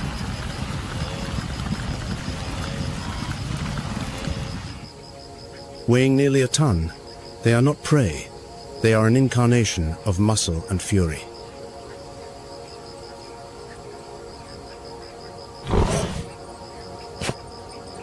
Their curved, armored horns can crush bone and turn the tide of any battle.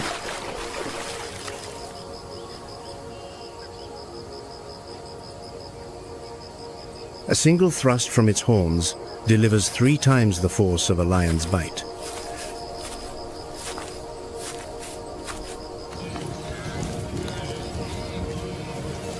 What makes them truly fearsome is their intelligence and their ability to remember an enemy.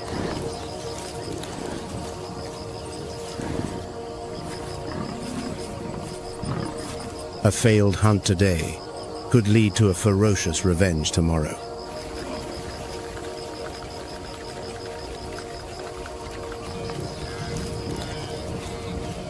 When threatened, the herd instantly forms a wall of steel, protecting the young in the center.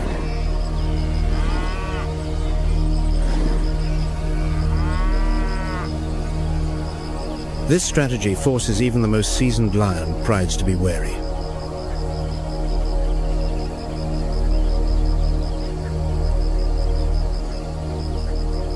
Even the giraffe, a gentle giant, possesses a lethal weapon.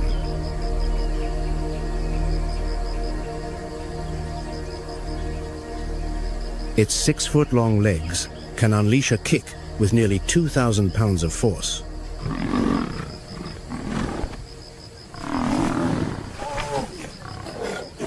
A single strike is enough to kill a lion outright.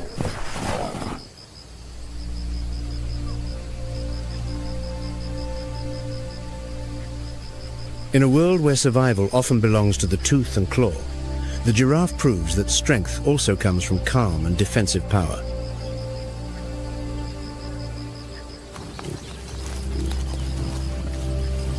The savannah is a relentless battlefield, where survival is forged through constant evolution.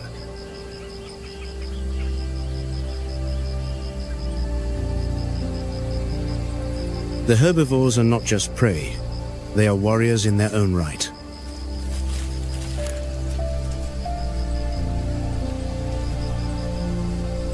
They force the predators to continuously perfect their skills.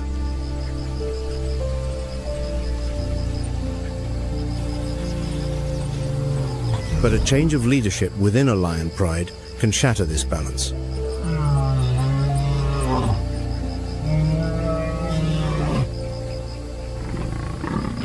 When a new coalition overthrows the dominant male, a brutal process unfolds.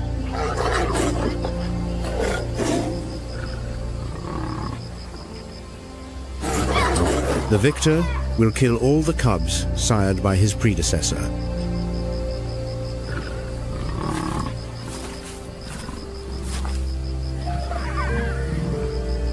This act erases the rival's bloodline and forces the females back into estrus.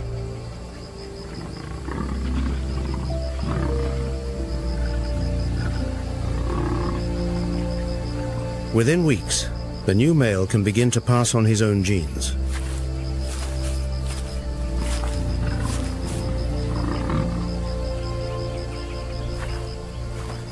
Though savage, it is a survival strategy shaped over millions of years.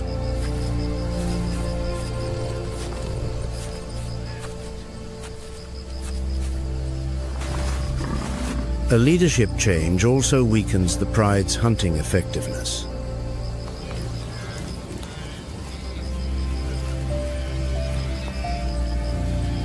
The success rate can drop by as much as 30% during this transitional phase.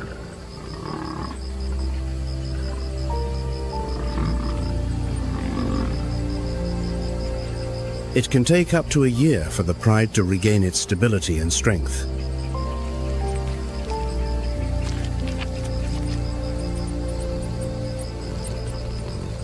These are the moments of weakness that rivals, like hyenas, wait to exploit.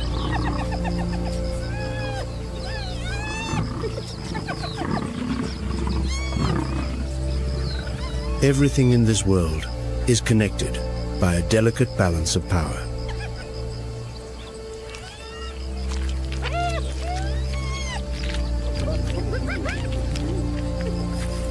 From the fight for the throne to the hunt on the plains, it is all part of a great cycle.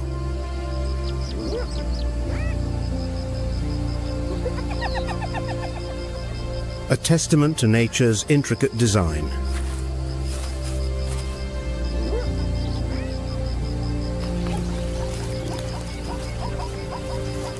But today, that delicate natural balance is broken.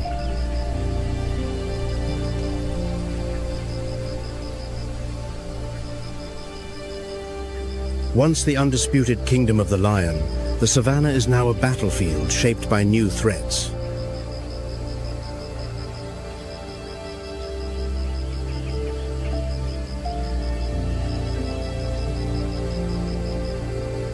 Climate change, shrinking habitats, and human encroachment have made survival more fragile than ever.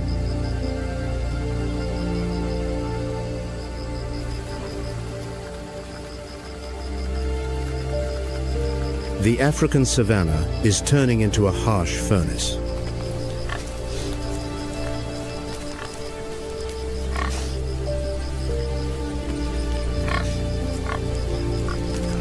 Trees that were once green now stand like stark, barren skeletons.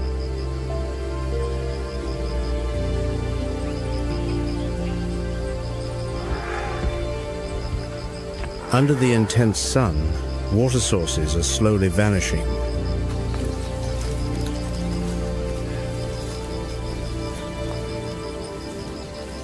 The great herds of prey, the lion's primary food source, are forced to migrate further.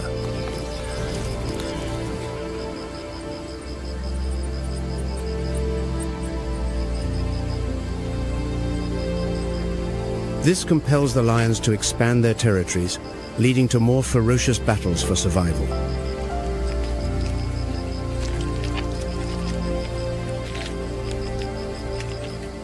The lion population has plummeted by nearly 43% in just the last 2 decades.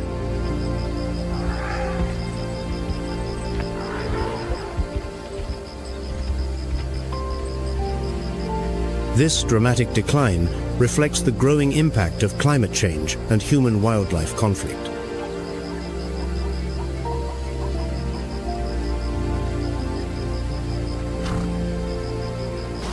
Unpredictable rainy seasons and prolonged droughts have disrupted the entire ecosystem.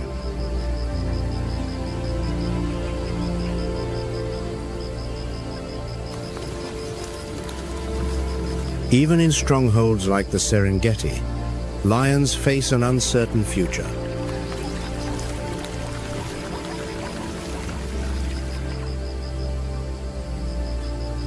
As food becomes scarce, territorial fights between prides become more brutal.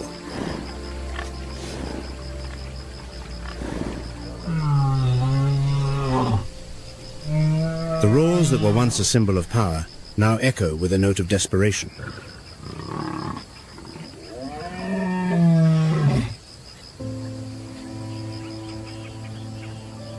Wildfires and habitat destruction are shrinking their kingdom day by day.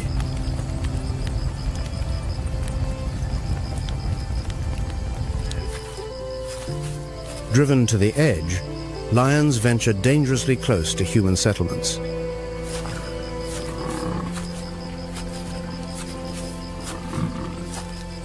They hunt livestock to survive, paying the price in retaliatory killings by people.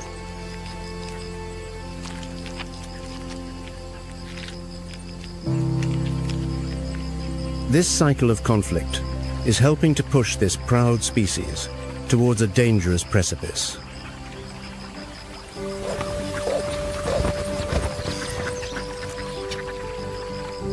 Poaching, particularly from 2020 to 2023, has increased by nearly 30%, worsening the situation.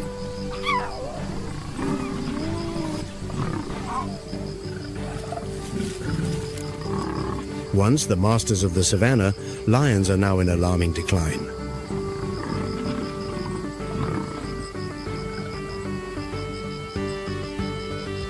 Their future depends entirely on our urgent conservation efforts.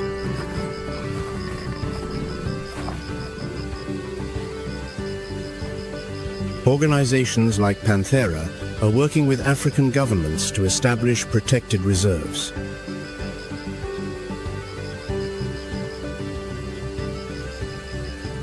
They establish wildlife corridors, allowing fragmented populations to reconnect.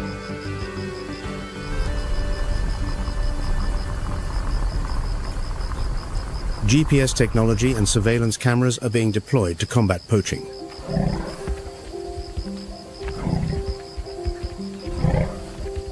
Thanks to these tireless efforts, a few populations are showing hopeful signs of recovery.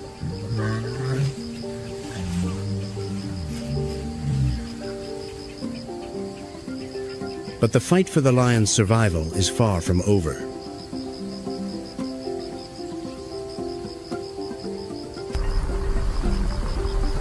Protecting lions is not just the work of conservationists, but a global responsibility.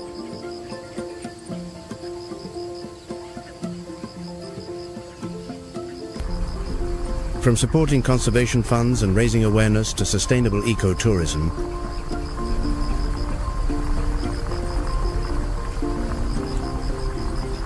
every small action we take has the power to create change.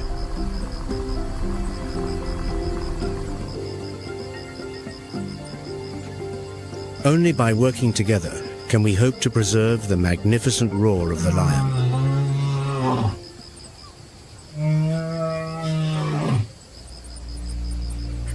So that it may echo across the savannah for all generations to come.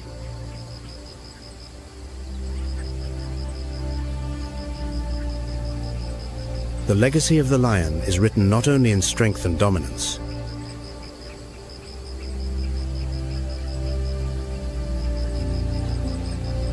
it is also written in resilience, adaptability, and a complex social fabric.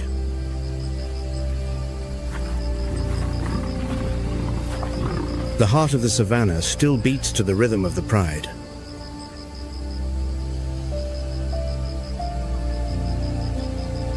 The lionesses continue to lead the hunt, nurturing the next generation.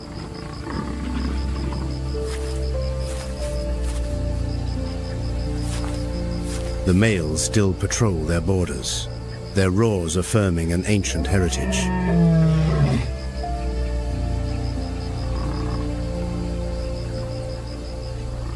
And the cubs still play in the shade of acacia trees, learning their first lessons of survival.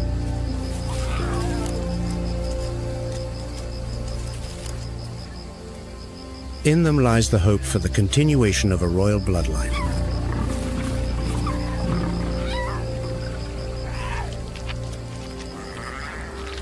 But the shadow of change still looms over their kingdom.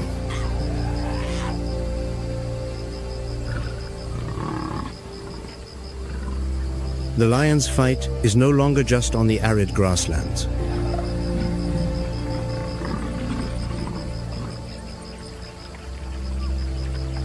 It is also being fought in the hearts and minds of humankind.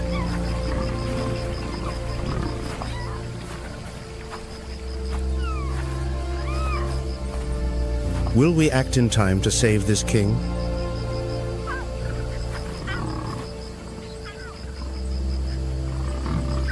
Will its roar continue to be the emblem of wild Africa?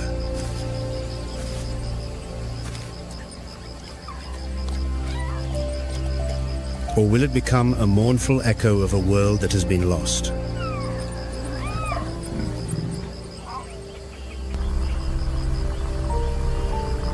The answer lies with us, and time is running out.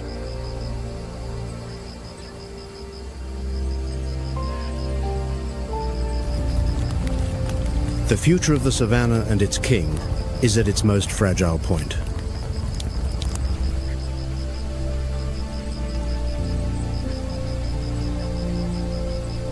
With each passing day, their struggle for existence grows more intense.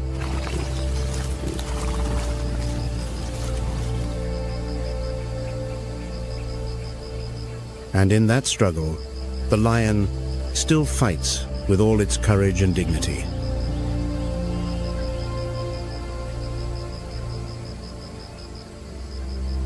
An undying symbol of strength, family, and a wild spirit that will never be broken.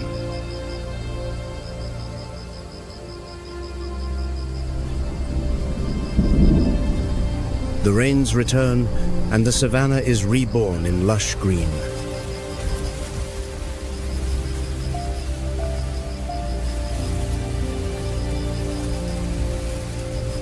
The grass grows to 6 feet, providing both a sanctuary and a deadly trap.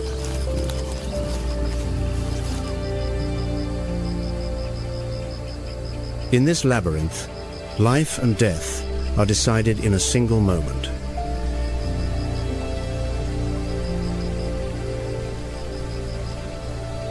Amid this game of survival, the impala is a master of concealment.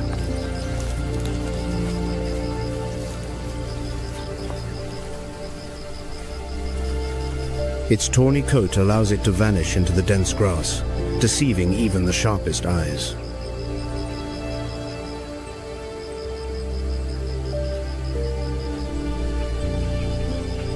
The rainy season is also the birthing season, and the vulnerable young have neither speed nor strength.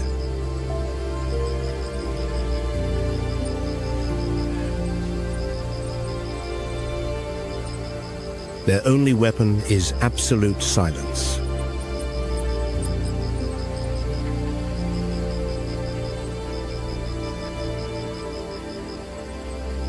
Their mothers hide them in the tall grass, where their color melts into the landscape.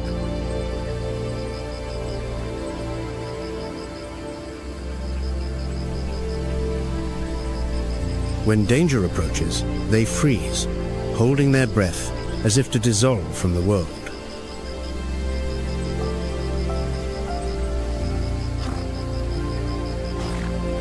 On the savannah, survival sometimes lies not in strength, but in the art of disappearance.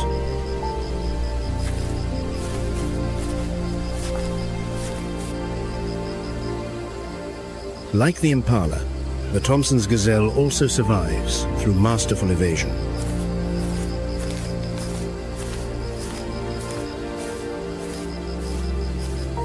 But when concealment is not enough, it unleashes its ultimate weapon: speed.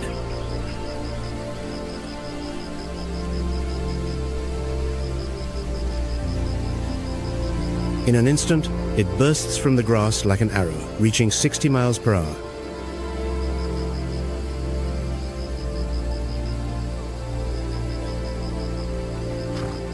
What makes it so special are its sudden, high-speed, zigzag maneuvers.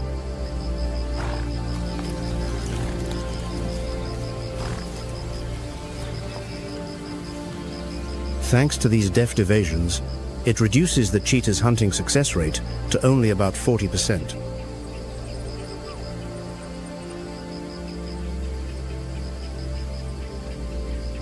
In this dance of survival, it proves that life depends not just on speed, but on intellect.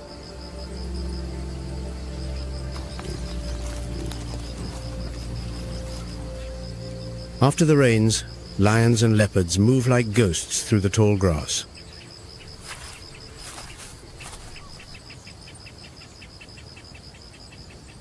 Here, survival depends on cooperation.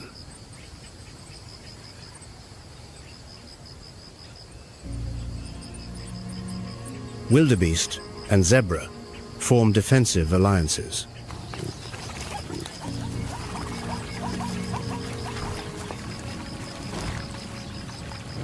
They combine their numbers and their synchronized movements to thwart predators.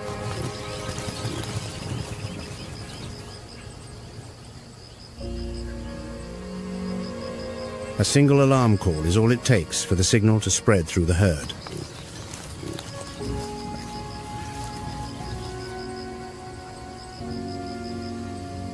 The entire group is instantly ready for a spectacular escape.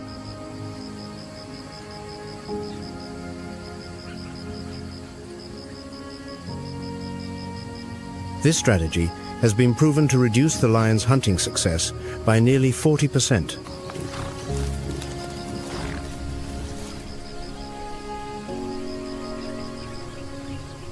But even the smallest sentinels, like the francolin, play a vital role.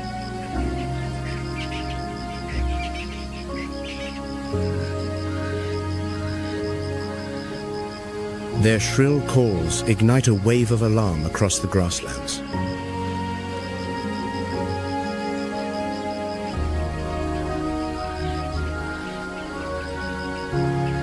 In this world, survival lies in vigilance, unity, and the ability to turn chaos into an art form.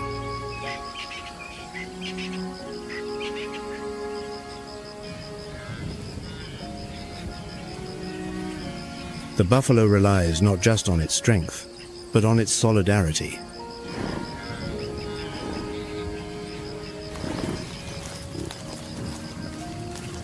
A herd moves across the savannah like a great, living fortress.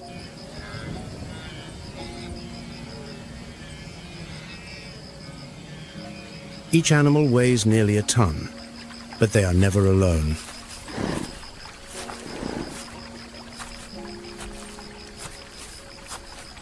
When danger lurks, the herd immediately closes ranks.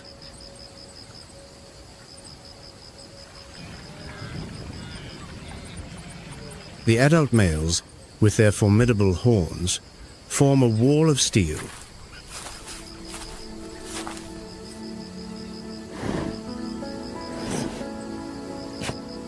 They shield the weaker young at the center.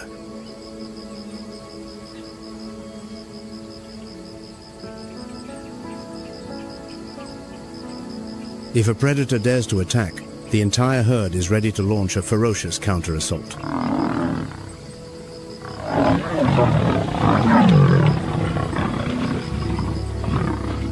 A thrust from a horn can pierce flesh and even break a lion's ribs.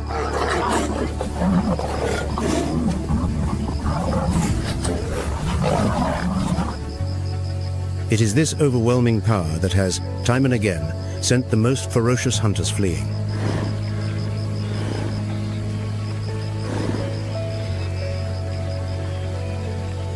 Within the herd, every individual has a role.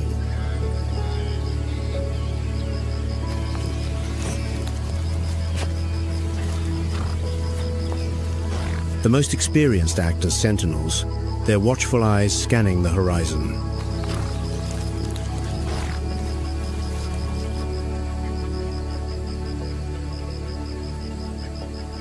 With just a subtle movement, a warning signal is passed through the herd.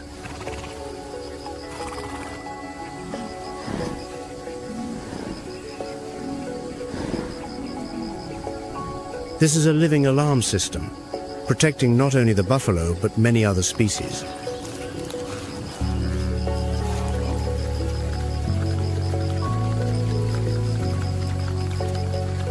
On the African savanna, survival is not just about individual strength.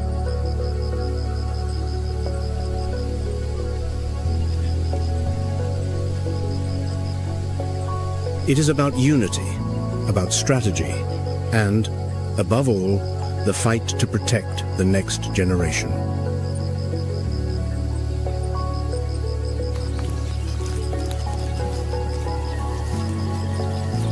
The wildebeest is another testament to this.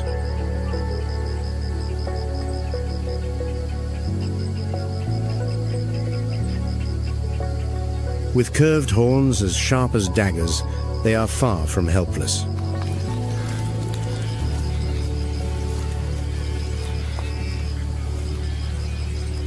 They make split-second decisions, knowing when to run and when to turn and fight.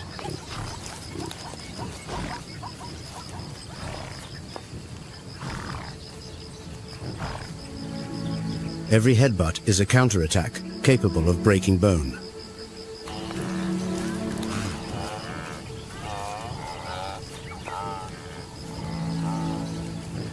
When a lion closes in, the wildebeest shows no fear.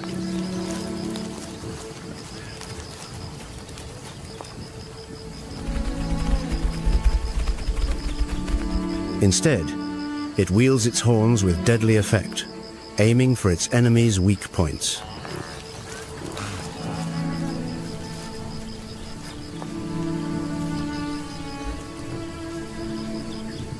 One powerful thrust can make the difference between life and death.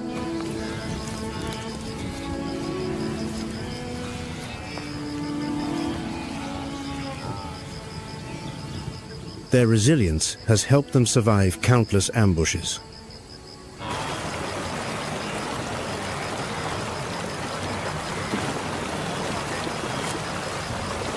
This turns what many see as mere prey into a formidable adversary.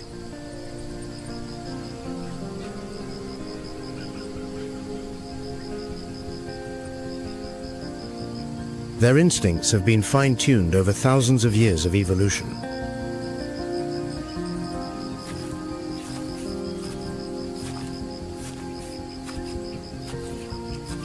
Even when overwhelmed and seemingly defeated, they fight on with relentless stamina.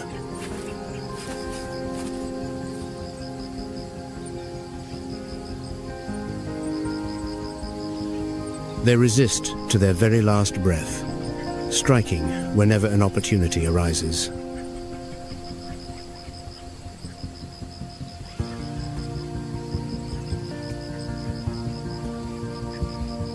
On these harsh plains, every waterhole is a battleground, every shadow a potential threat.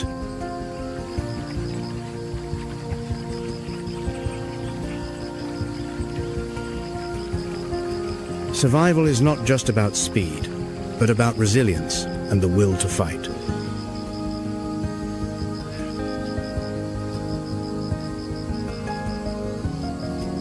Every kick is a declaration.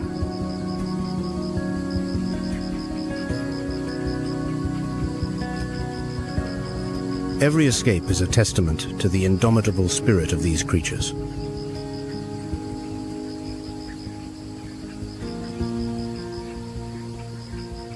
For millions of years, they have defied the most fearsome predators, proving they are never simply prey.